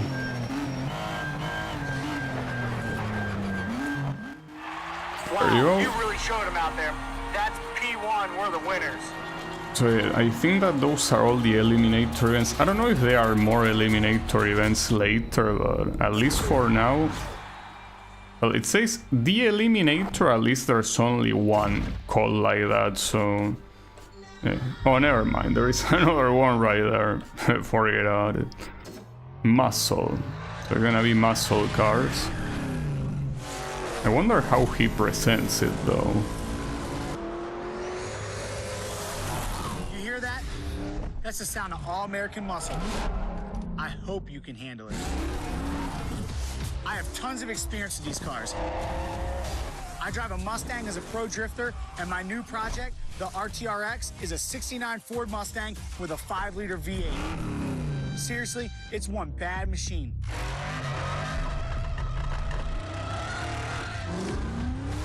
We've got a lot of drivers looking at the podium. You're gonna fight it out in some real beasts from the past and the present.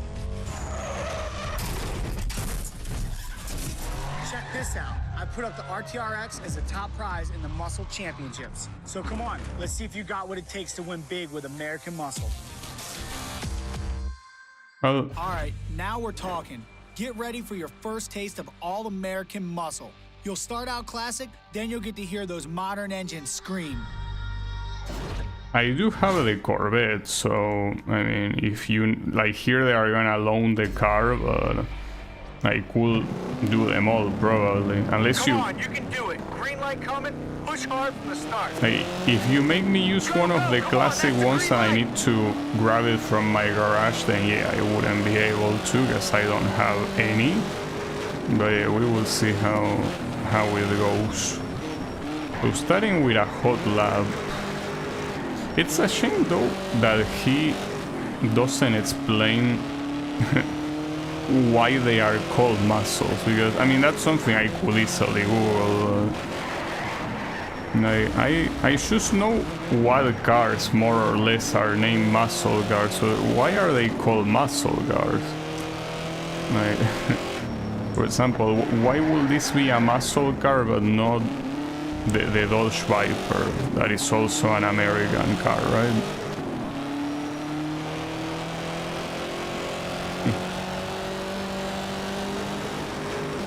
Or maybe it is considered. I don't think it is though. It's hard to tell.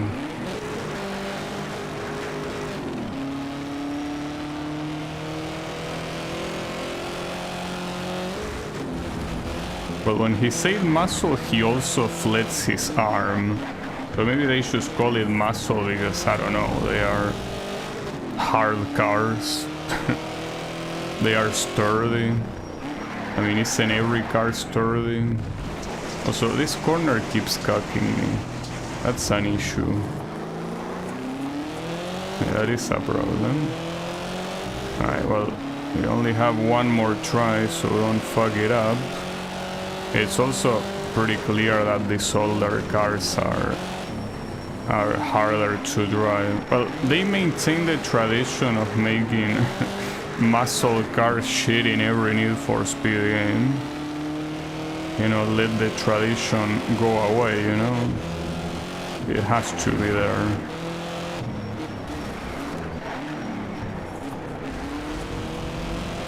It's pretty hard to steer this thing. Especially in a slow-ass corner like this one. So 45 seconds for the top time. 1, 2, 3, 4. Okay, got it. We won! Good job, man! Nice drive! Nice. Yeah, these things are not easy to drive, I can tell you that. No, I'm gonna go with the Shelby. Oh, and Willow Springs, okay. Okay, Horse Thief's got a lot of tight turns. Lots of ways to lose your grip. Stay on top of it, and we can win this one. The Willow Springs is in the game, and by the introductory video to this, it also has Laguna Seca, because I saw the corkscrew. So yeah, I'm pretty sure that at this point we can confirm that every single track that was in the first Shift game, it's also on this one. Don't have any reason to think otherwise.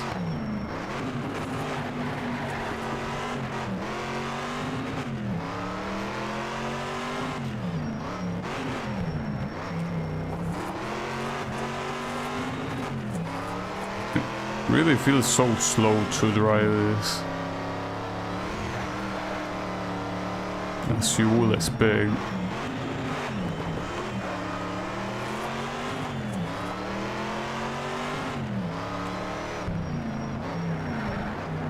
Ah, shit. Yeah, that wasn't a good racing line at all, but it's fine. Will it be enough though? Because that's the only thing that matters. 112. Yeah, it will be enough. By a lot, Wow, even. you really showed them out there. That's P1, we're the winners. Well, technically there is no P1 here. I mean, we're not racing against anyone, you know? And then the Dakota Raceway, with another Shelby, but a different one. Or even older. This should be a problem. Take turn 2 nice and wide to secure your apex. Later on, the final turn can be taken at speed. Go for it.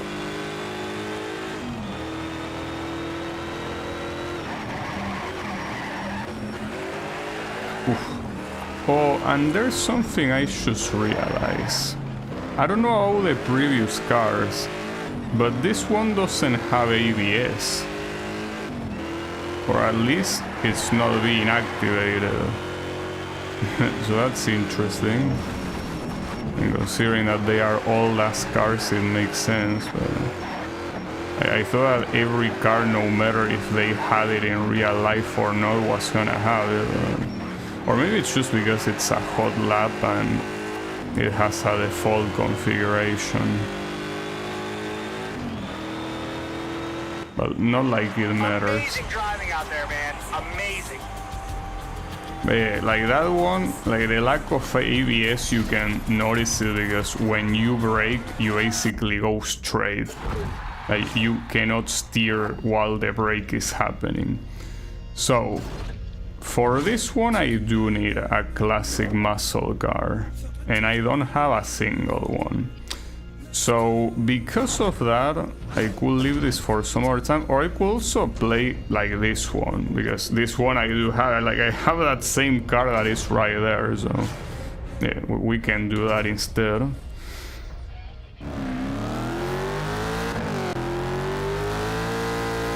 I will have to... That's the green light. Go, go, go. Oh, this is another hot lap, okay. Oh, and it's in the same track as before, isn't it? We are making a direct comparison. It's pretty nice.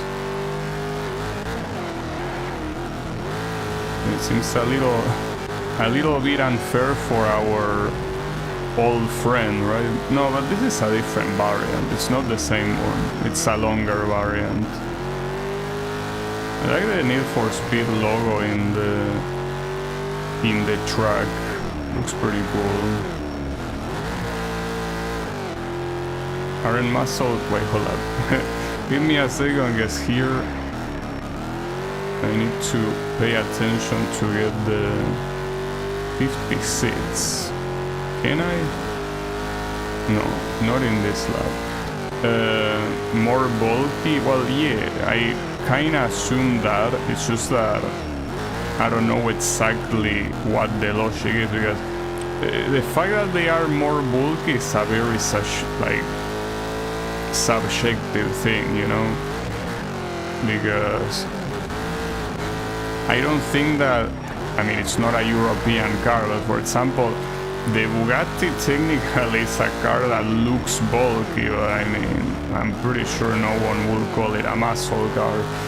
And again, it's not an American one, but I mean, I think that there is also... Well, that's the thing. Do they call muscle cars to ones that are not American? Are there European muscle cars? I think they are, but that's the thing. What qualifies as one? Does the Bugatti qualify as one? Wait, I'm not even close to getting this hot lap. I guess since here they allow you to choose a free car, they expect you to have a faster one. So if that's the case, I won't be able to shift here. Unless I like go a lot more aggressive like this, but not sure if that's faster or not. Maybe not. Probably not. The 56 is way faster compared to what I did. Although that's 1 second faster already. Could be. Just take this final chicane super fast like last time and it could be enough. 2, 3, 4, 5. Not enough, by very little. Great driving. Fuck. But yeah, I think that it's probably better to not do this now. Just like I didn't bother with the classic retro cars here. Let's just leave this for some other time. Now we're back. Elimination Racing. And this time, the hardware is serious. There are cars from Porsche, Pagani, and McLaren. Remember, each time the clock runs down, the guy at the back gets booted. Alright, so it is another eliminator, but this time with like the top category of cars. Or no, I mean... Alright, listen up. This is a fast track, so don't underestimate the turns. You can take the kink at full speed, but make a mistake and we'll be picking up the pieces. Good luck. Not sure if well, in the previous Need for Speed Shift game, the Carrera was, I think, part of the highest tier. It's just that when you compare this to the Pagani Sonda, for example, feels like it falls behind quite a lot.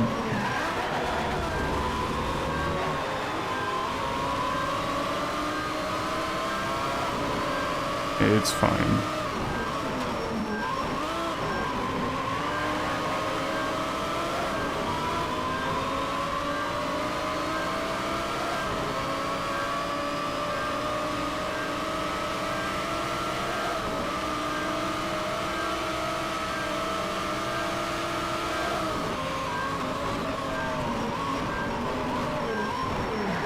Oof, that was pretty close.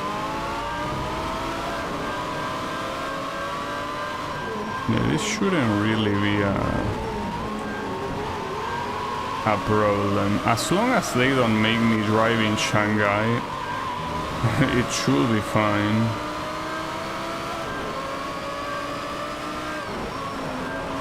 I mean, that's the only thing that made the Eliminator races, or well, that Eliminator race make me struggle, because otherwise, as I say, these are essentially just longer races and that's it. Wiki says that it being American is kinda an unwritten rule for muscle cars. Okay. And what is the actual rule for a muscle car? As I say, there are a lot of American cars that I don't think that qualify as such. So what makes a car a muscle car? The weight? The width? Like, what is it? Like the horsepower? I don't know. Because, like, yeah, I can look at a car and be like, yeah, this looks like an American muscle car. But I mean, like, I'm not sure. Just looking like one feels like maybe they have to have a... Oh, we have a Spanish explanation, okay. Hold up, give me a second. I wanna translate it verbally after the elimination is done. Or maybe after this corner. So muscle car is a type of sport car of medium or big size with well, patterns, I guess, that make it very attractive, and they give it an aggressive aspect with a very powerful engine. Well, that doesn't really say much, because, I mean, for example, for what I understand, the Dodge Viper is not considered a muscle car, even though it's an American car, and you can say that it's very powerful and very big. but as far as I know, it's not a muscle car, so I guess the definition should be that it's a car that looks like a square, well, a rectangle to be precise. You see, that's something that the Dodge Viper does not look like. I think that it's really the only thing that differentiates the Dodge Viper from, let's say, the Ford Mustang, right? Like, they are both extremely powerful sport cars, and you know, they both look like aggressive, right? The only difference is that one looks very round and the other one looks very squarey. I will say that that's probably a more accurate definition, right? Absolutely epic drive, man. That's how you get the job done. The aggressive looking part might be the only thing. Unfortunately, what things make a car look aggressive? Because I look at the Dodge Viper and it looks aggressive to me, or like... The start of your lap will be tight and twisty, then the streets will open up for an easy finish. Watch for the tunnel exit. There's a kink just waiting for you to trip up on. Yeah. Okay. So, or for example, the Pagani Zonda, right? Like, this car looks aggressive too. I mean, it's not an American car, it's an Italian car, but the point is that aggressive... What is aggressive? Like, does it need to have like an angry face with the front lights? Yeah, sharp edges, but that's what I mean. Like, I think that the best definition for a muscle car is that it has to look like a rectangle. And most of them, or at least the ones that are obviously considered muscle cars, look like rectangles, you know? Ouch. It seems like a subjective thing. Though in this game seems like it's not a subjective thing, because you cannot pick any car and it's gonna be fine. It has to be a specific one to qualify for that muscle car competition. Well, not to mention Gran Turismo also has them, and they are very specific cars. So I guess the games themselves make it be a little bit less subjective.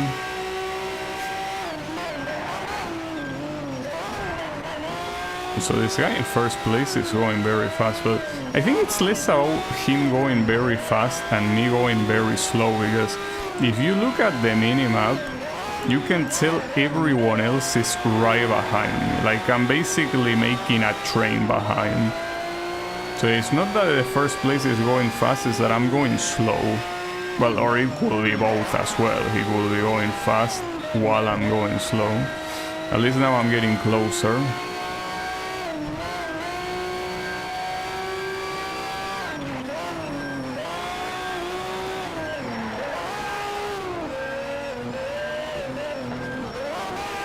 No, okay, that's fine, no problem. I'll work out. Well, shame about him, I made him lose the second place, but whatever. Also, I wonder what happens to the cars that are eliminated, because it's not like they stay on the track. Like, do they simply poof out of existence? Probably. I don't really want to look back to confirm, doesn't seem like a smart idea, really. Oof, and this is such a dangerous section, because you can do it at full speed, but you fuck up a little bit and you will see yourself in the wall at best. Otherwise you're just gonna knock yourself out of the park. Or out of the track in this case.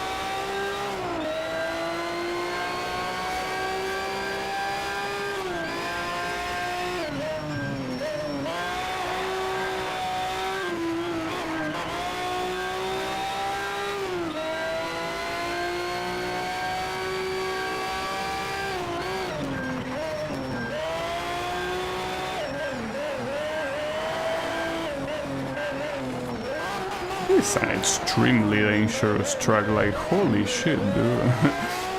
I mean, even more so with a super fast car like this one, but like it's a track that you cannot take your eyes off for a second because you're there. I guess only here. What do you mean my Nissan 370C is not a muscle car? Man, unfortunately, you know that's like my least favorite Nissan car. I'm sorry because you probably like it, but I feel like the Nissan Seat is such an ugly ass car, you know? We won, Like, my Nissan car is the R34.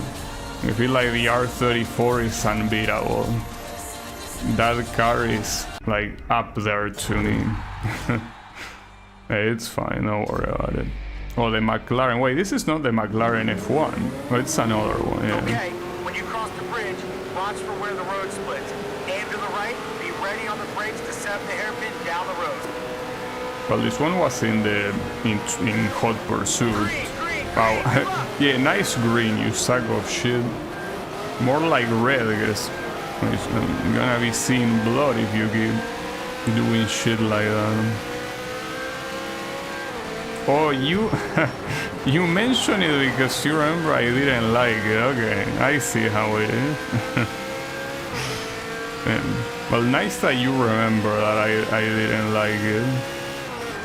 If anything, you know, the interesting thing is that... Oh shit, someone crashed.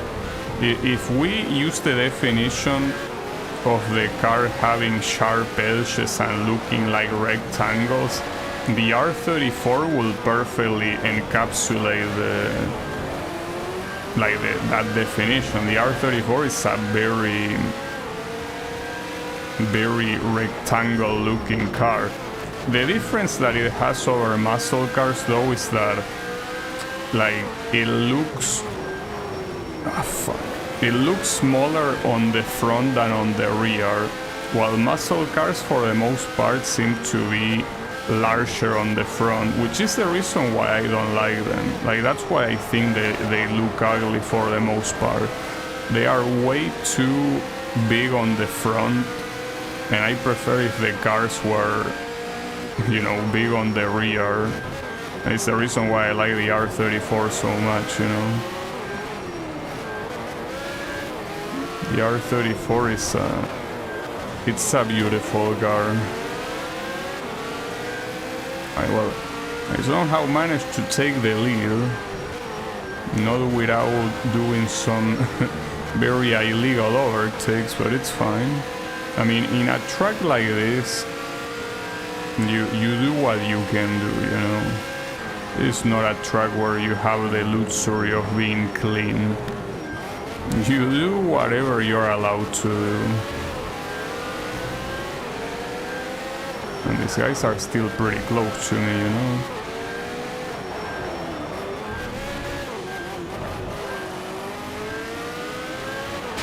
Ouch. Really? No. Stop. My opponents are pretty close to me, but...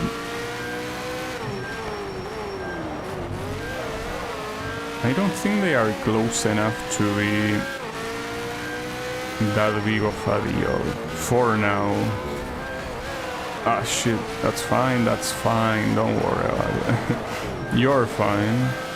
Yeah, okay, right now, yeah, second place is a lot further now, so as long as you don't crash, you should be fine.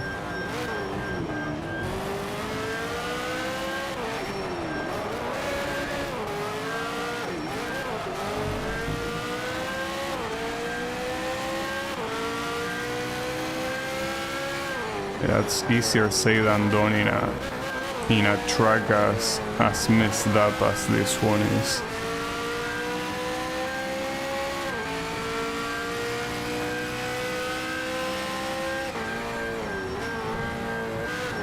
Especially this corner.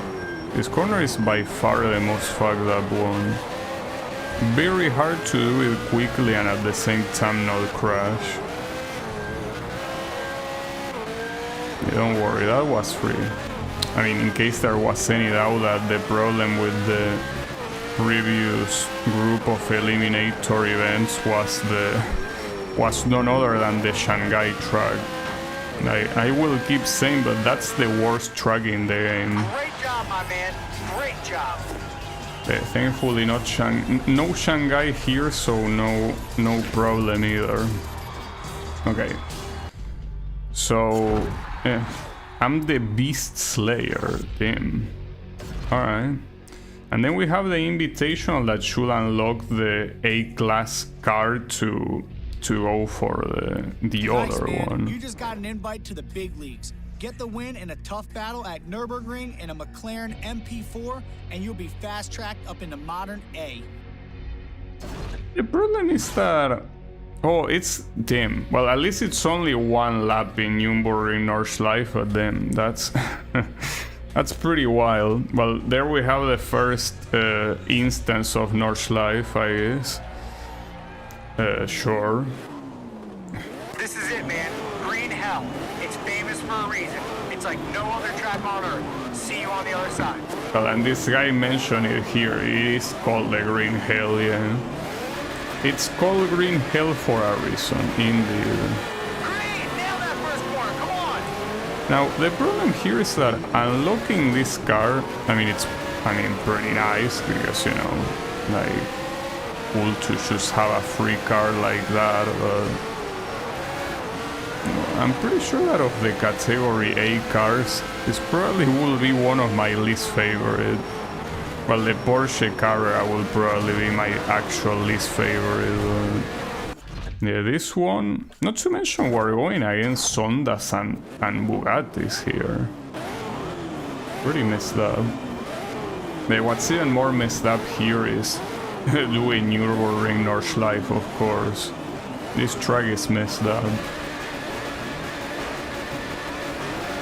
Green, that's a green light. Push, push, push. And what doesn't help is the Veyron being right behind me. Okay. You can overtake these two guys. Should be mostly fine, though. I mean, it's still a hard track no matter what, you know.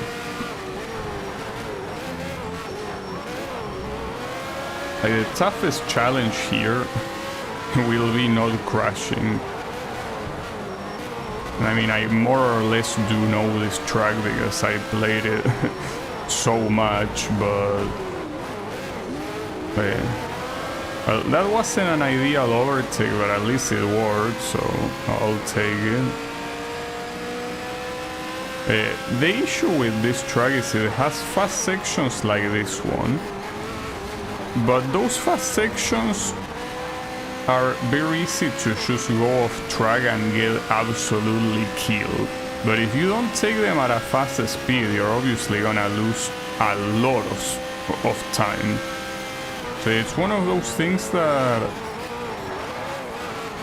yeah, it asks for speed, but when you give it speed, it gives you hell, you know? I mean, it's the most technical track on Earth. It makes sense. Well, the most technical, the longest, the most fucked up, the most popular, like probably all of that at once.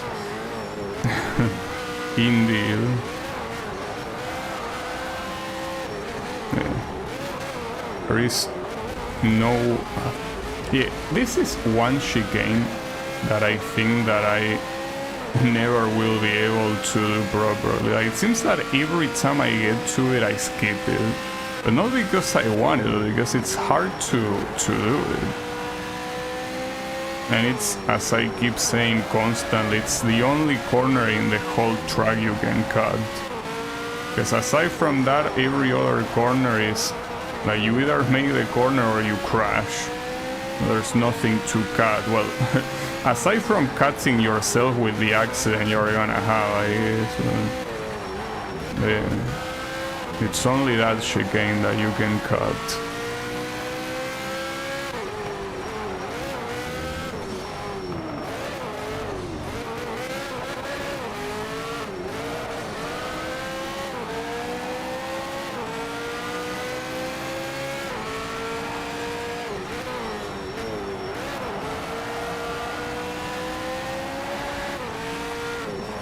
I wonder if I'll be able to get the 90% here or not.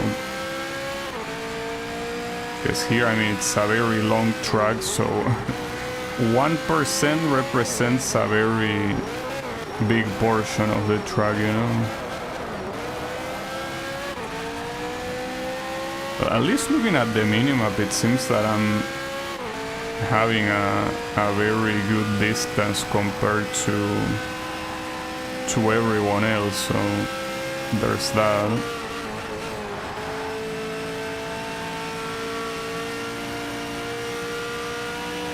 It's another one of those sections that is fast, but be very careful, especially here.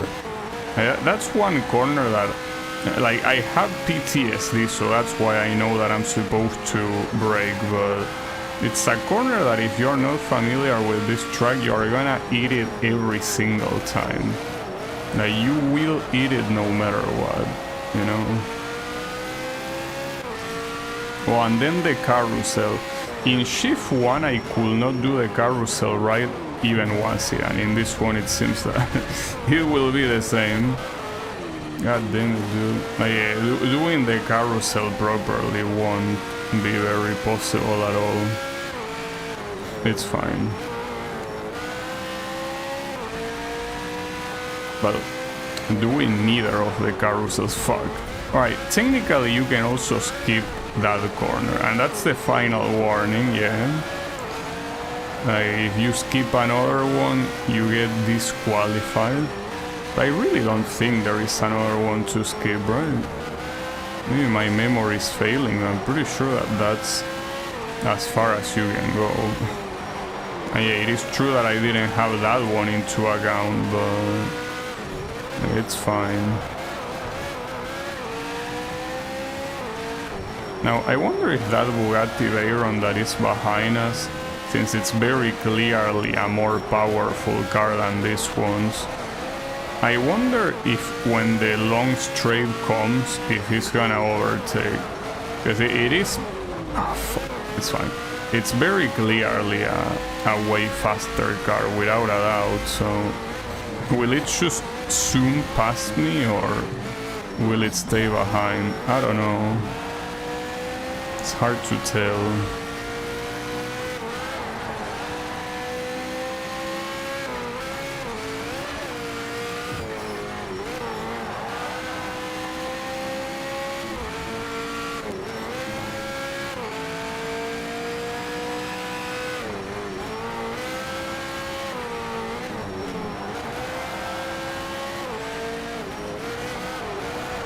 Not sure if I'm gonna reach 90% here. Okay, second carousel. Alright, that one at least went better. Wasn't perfect, but I'll take it.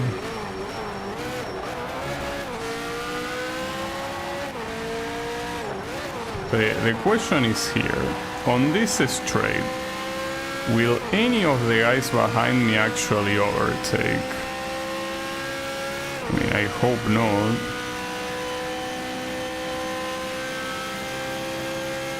Okay, what's supposed to be the best line here? I mean, it's a straight, dude. There shouldn't be any best line. You're not gonna be faster for going left or right, you know? Yeah, theoretically it will be on the right simply because the next corner goes to the left.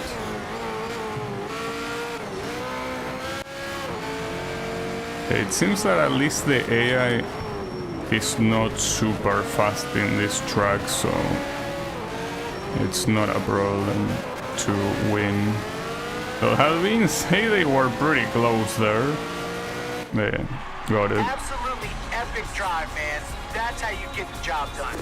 Well, I'm not sure if that was epic driving, considering that I skipped like 2 corners, but hey, if you say so, I believe you. Maybe. So I unlock the McLaren, yeah? Well, depending on how they customize it, maybe I will like the way it looks. So, might as well try. There are 5 of these, so I'm not gonna do all of them today, you but... just made A grade. Congrats, man. These cars are the last steps in performance before Works and GT3. And the competition, it's gonna get fierce. Okay. Yeah, but that's the weird thing.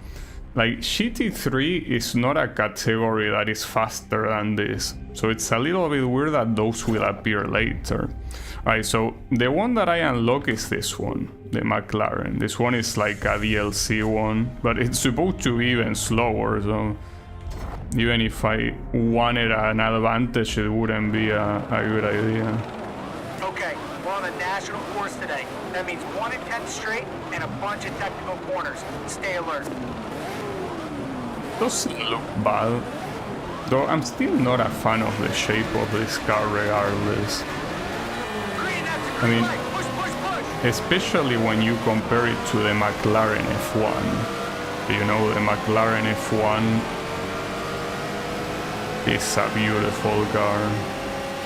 Well, not to mention a more modern one than that, which is like the McLaren P1, that also looks amazing. This one, it's like a middle ground between the two, and I don't really like it. But it's fine, I mean, I got it for free, so just like I did in all of the other categories, I'm obviously gonna use it. How could I not?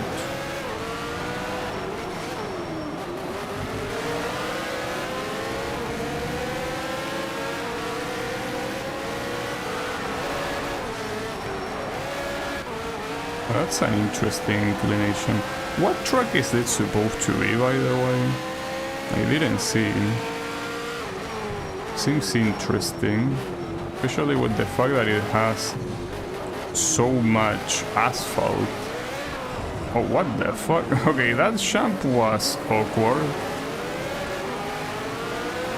Like, it almost looked like a skate park with how that looked. Not to mention like the other path that was crossing over. It really looked like we were in a skate park for a couple seconds there. Alright, that's fine. I'm still on the lead. It seems like it ain't going away. I think that if anything, the only problem here is that, at least from a theoretical standpoint, the Bugatti Veyron and the Sonda are two cars that are in this category, well, and the Koenigsegg as well. Those are cars that should theoretically mock this car easily. Maybe I'm just underestimating this car. It's possible. I mean, after all, it's a McLaren, you know. Even if it's no McLaren F1, it's still a McLaren. There is a certain level of prestige around this brand, you know. Right, so, yeah, this part, that part where the two paths go together, really feels like you're going up a ramp.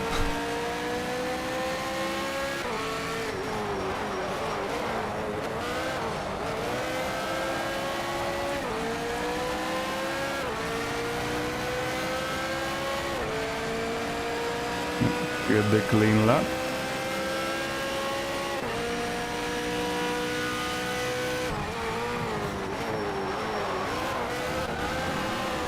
Also, you know what the interesting thing about this game is that it has a button for nitro, and yet there is no nitro, in the sense that unless you specifically go and, you know, tweak the upgrades of a car, you don't have a nitro. And in this game you definitely don't need it. I mean, with how I'm mogging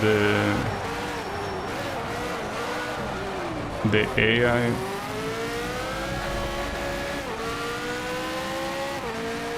so yeah, it's quite a big change in difficulty between this game and the previous one. It sure is.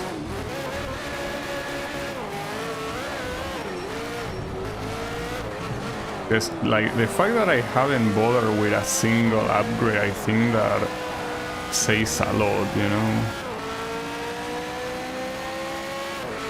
Because I didn't need to.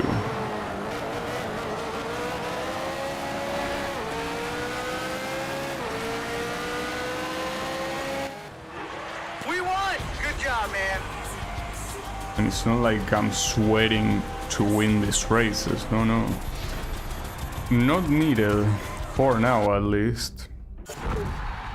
Oh, Road America. Wait, this one was... Oh, it was Dubai. Okay, that's cool. Is that the one that appears in Formula 1? Maybe.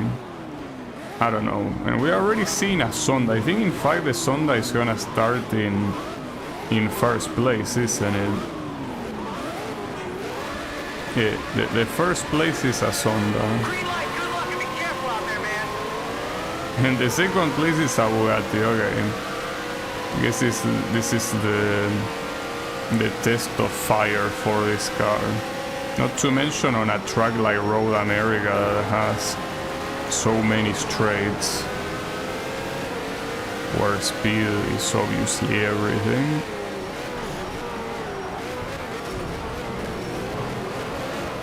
Fucking Porsche Carrera.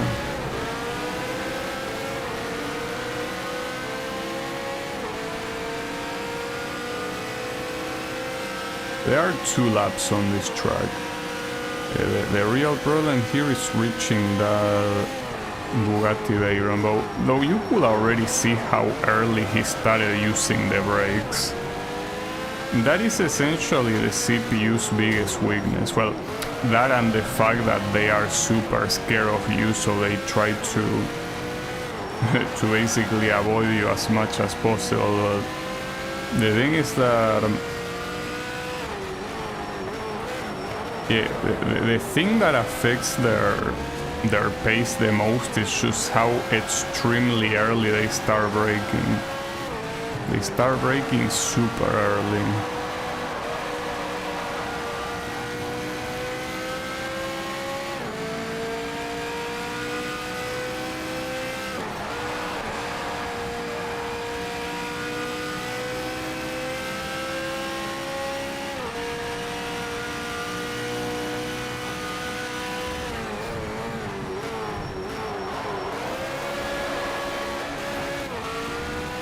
Now to level up. I thought that the level up, like the level system, was gonna be an issue that you will need to farm experience, but none at all. With just playing normally, you have enough experience to unlock anything that you might need, you know? There it is. Level up. Ideally for the second lap also get the clean lap objective that I almost failed right there, but it's fine. I still got it. Well, for now.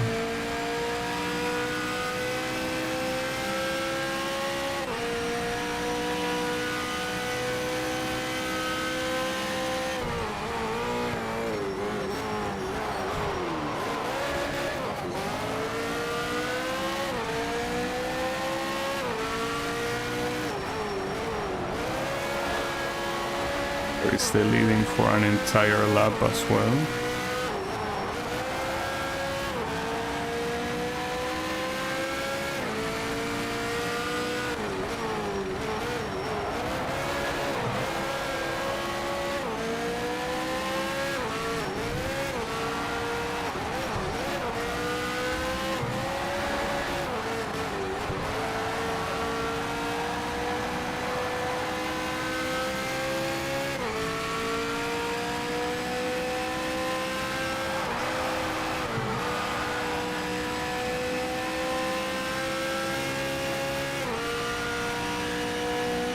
It seems that even with all these straights, it doesn't really matter if there is a Sonda and a Bugatti Veyron, because I'm pretty sure all the advantage that they could get from these straights, they lose it the moment that a slow corner is coming up, because they start braking so early.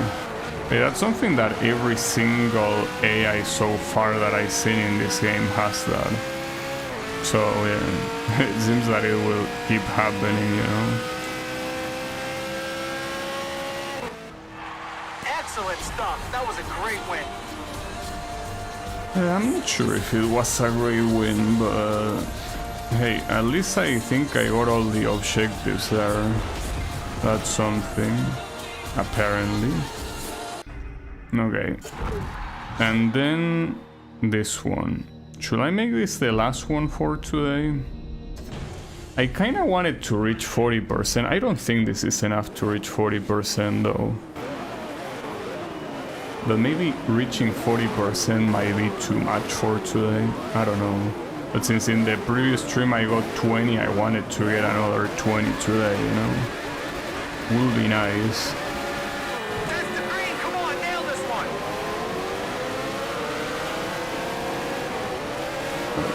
Didn't really see a place to overtake there.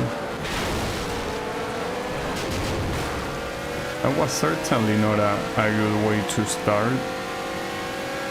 Yeah, this track is hard. Well, it's the one that you saw on the... Oh, fuck me.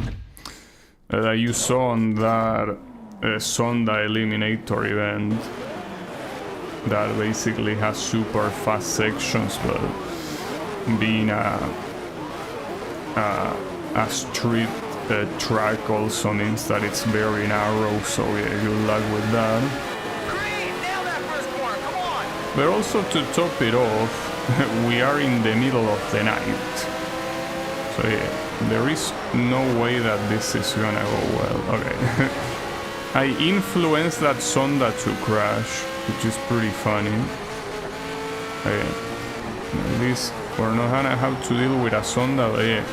It's better that way because the real main enemy here is gonna be the track itself. Like as I said, this track is extremely dangerous as it is, but it being nighttime is such an asshole move, really. Not being able to see shit, and by the time you meet a wall, it's gonna be too late to brake. So yeah, it seems like a problem. At least it seems that they are mostly lagging behind, like my opponent, so that's fine by me. But yeah, this is extremely dangerous. And even more so here, that it leads you into a tunnel that even with the lights it has, it's still a pretty dark tunnel. Right. At least it seems that I will survive the first lap, but we'll see how the other two go, because it's a 3-lap race.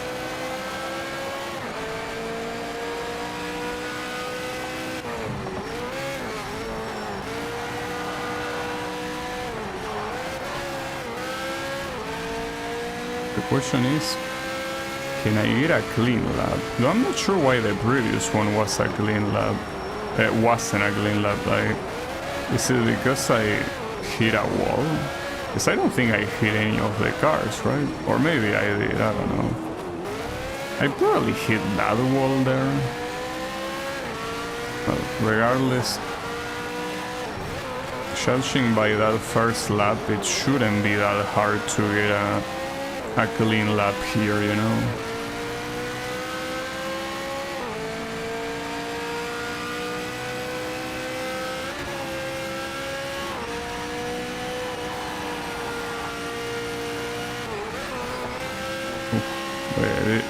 This part is dangerous no matter what you do. But I gotta say, I do like the way this tunnel looks. I mean, aesthetically. To race on it though is an extreme safety hazard. Now the issues at the second place is actually catching up to me, and it makes sense because I am driving quite slow. But I'm driving quite slow simply out of fear of getting into an insane crash. Also, apparently that wasn't a clean lap. How was that not a clean lap? Like, what part is it not counting as clean here? It seems that the game thinks that I'm skipping. Well, okay, that one will not be clean, I guess. Yeah, maybe the game thinks I'm skipping a corner somehow. Not sure which one it could be. Who cares?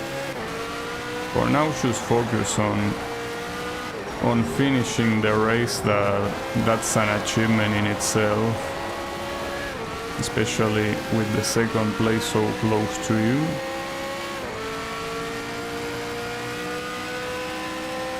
And you can tell that the fastest lap was not set by you, was set by someone else, so that is a very clear signal that you gotta be pretty careful.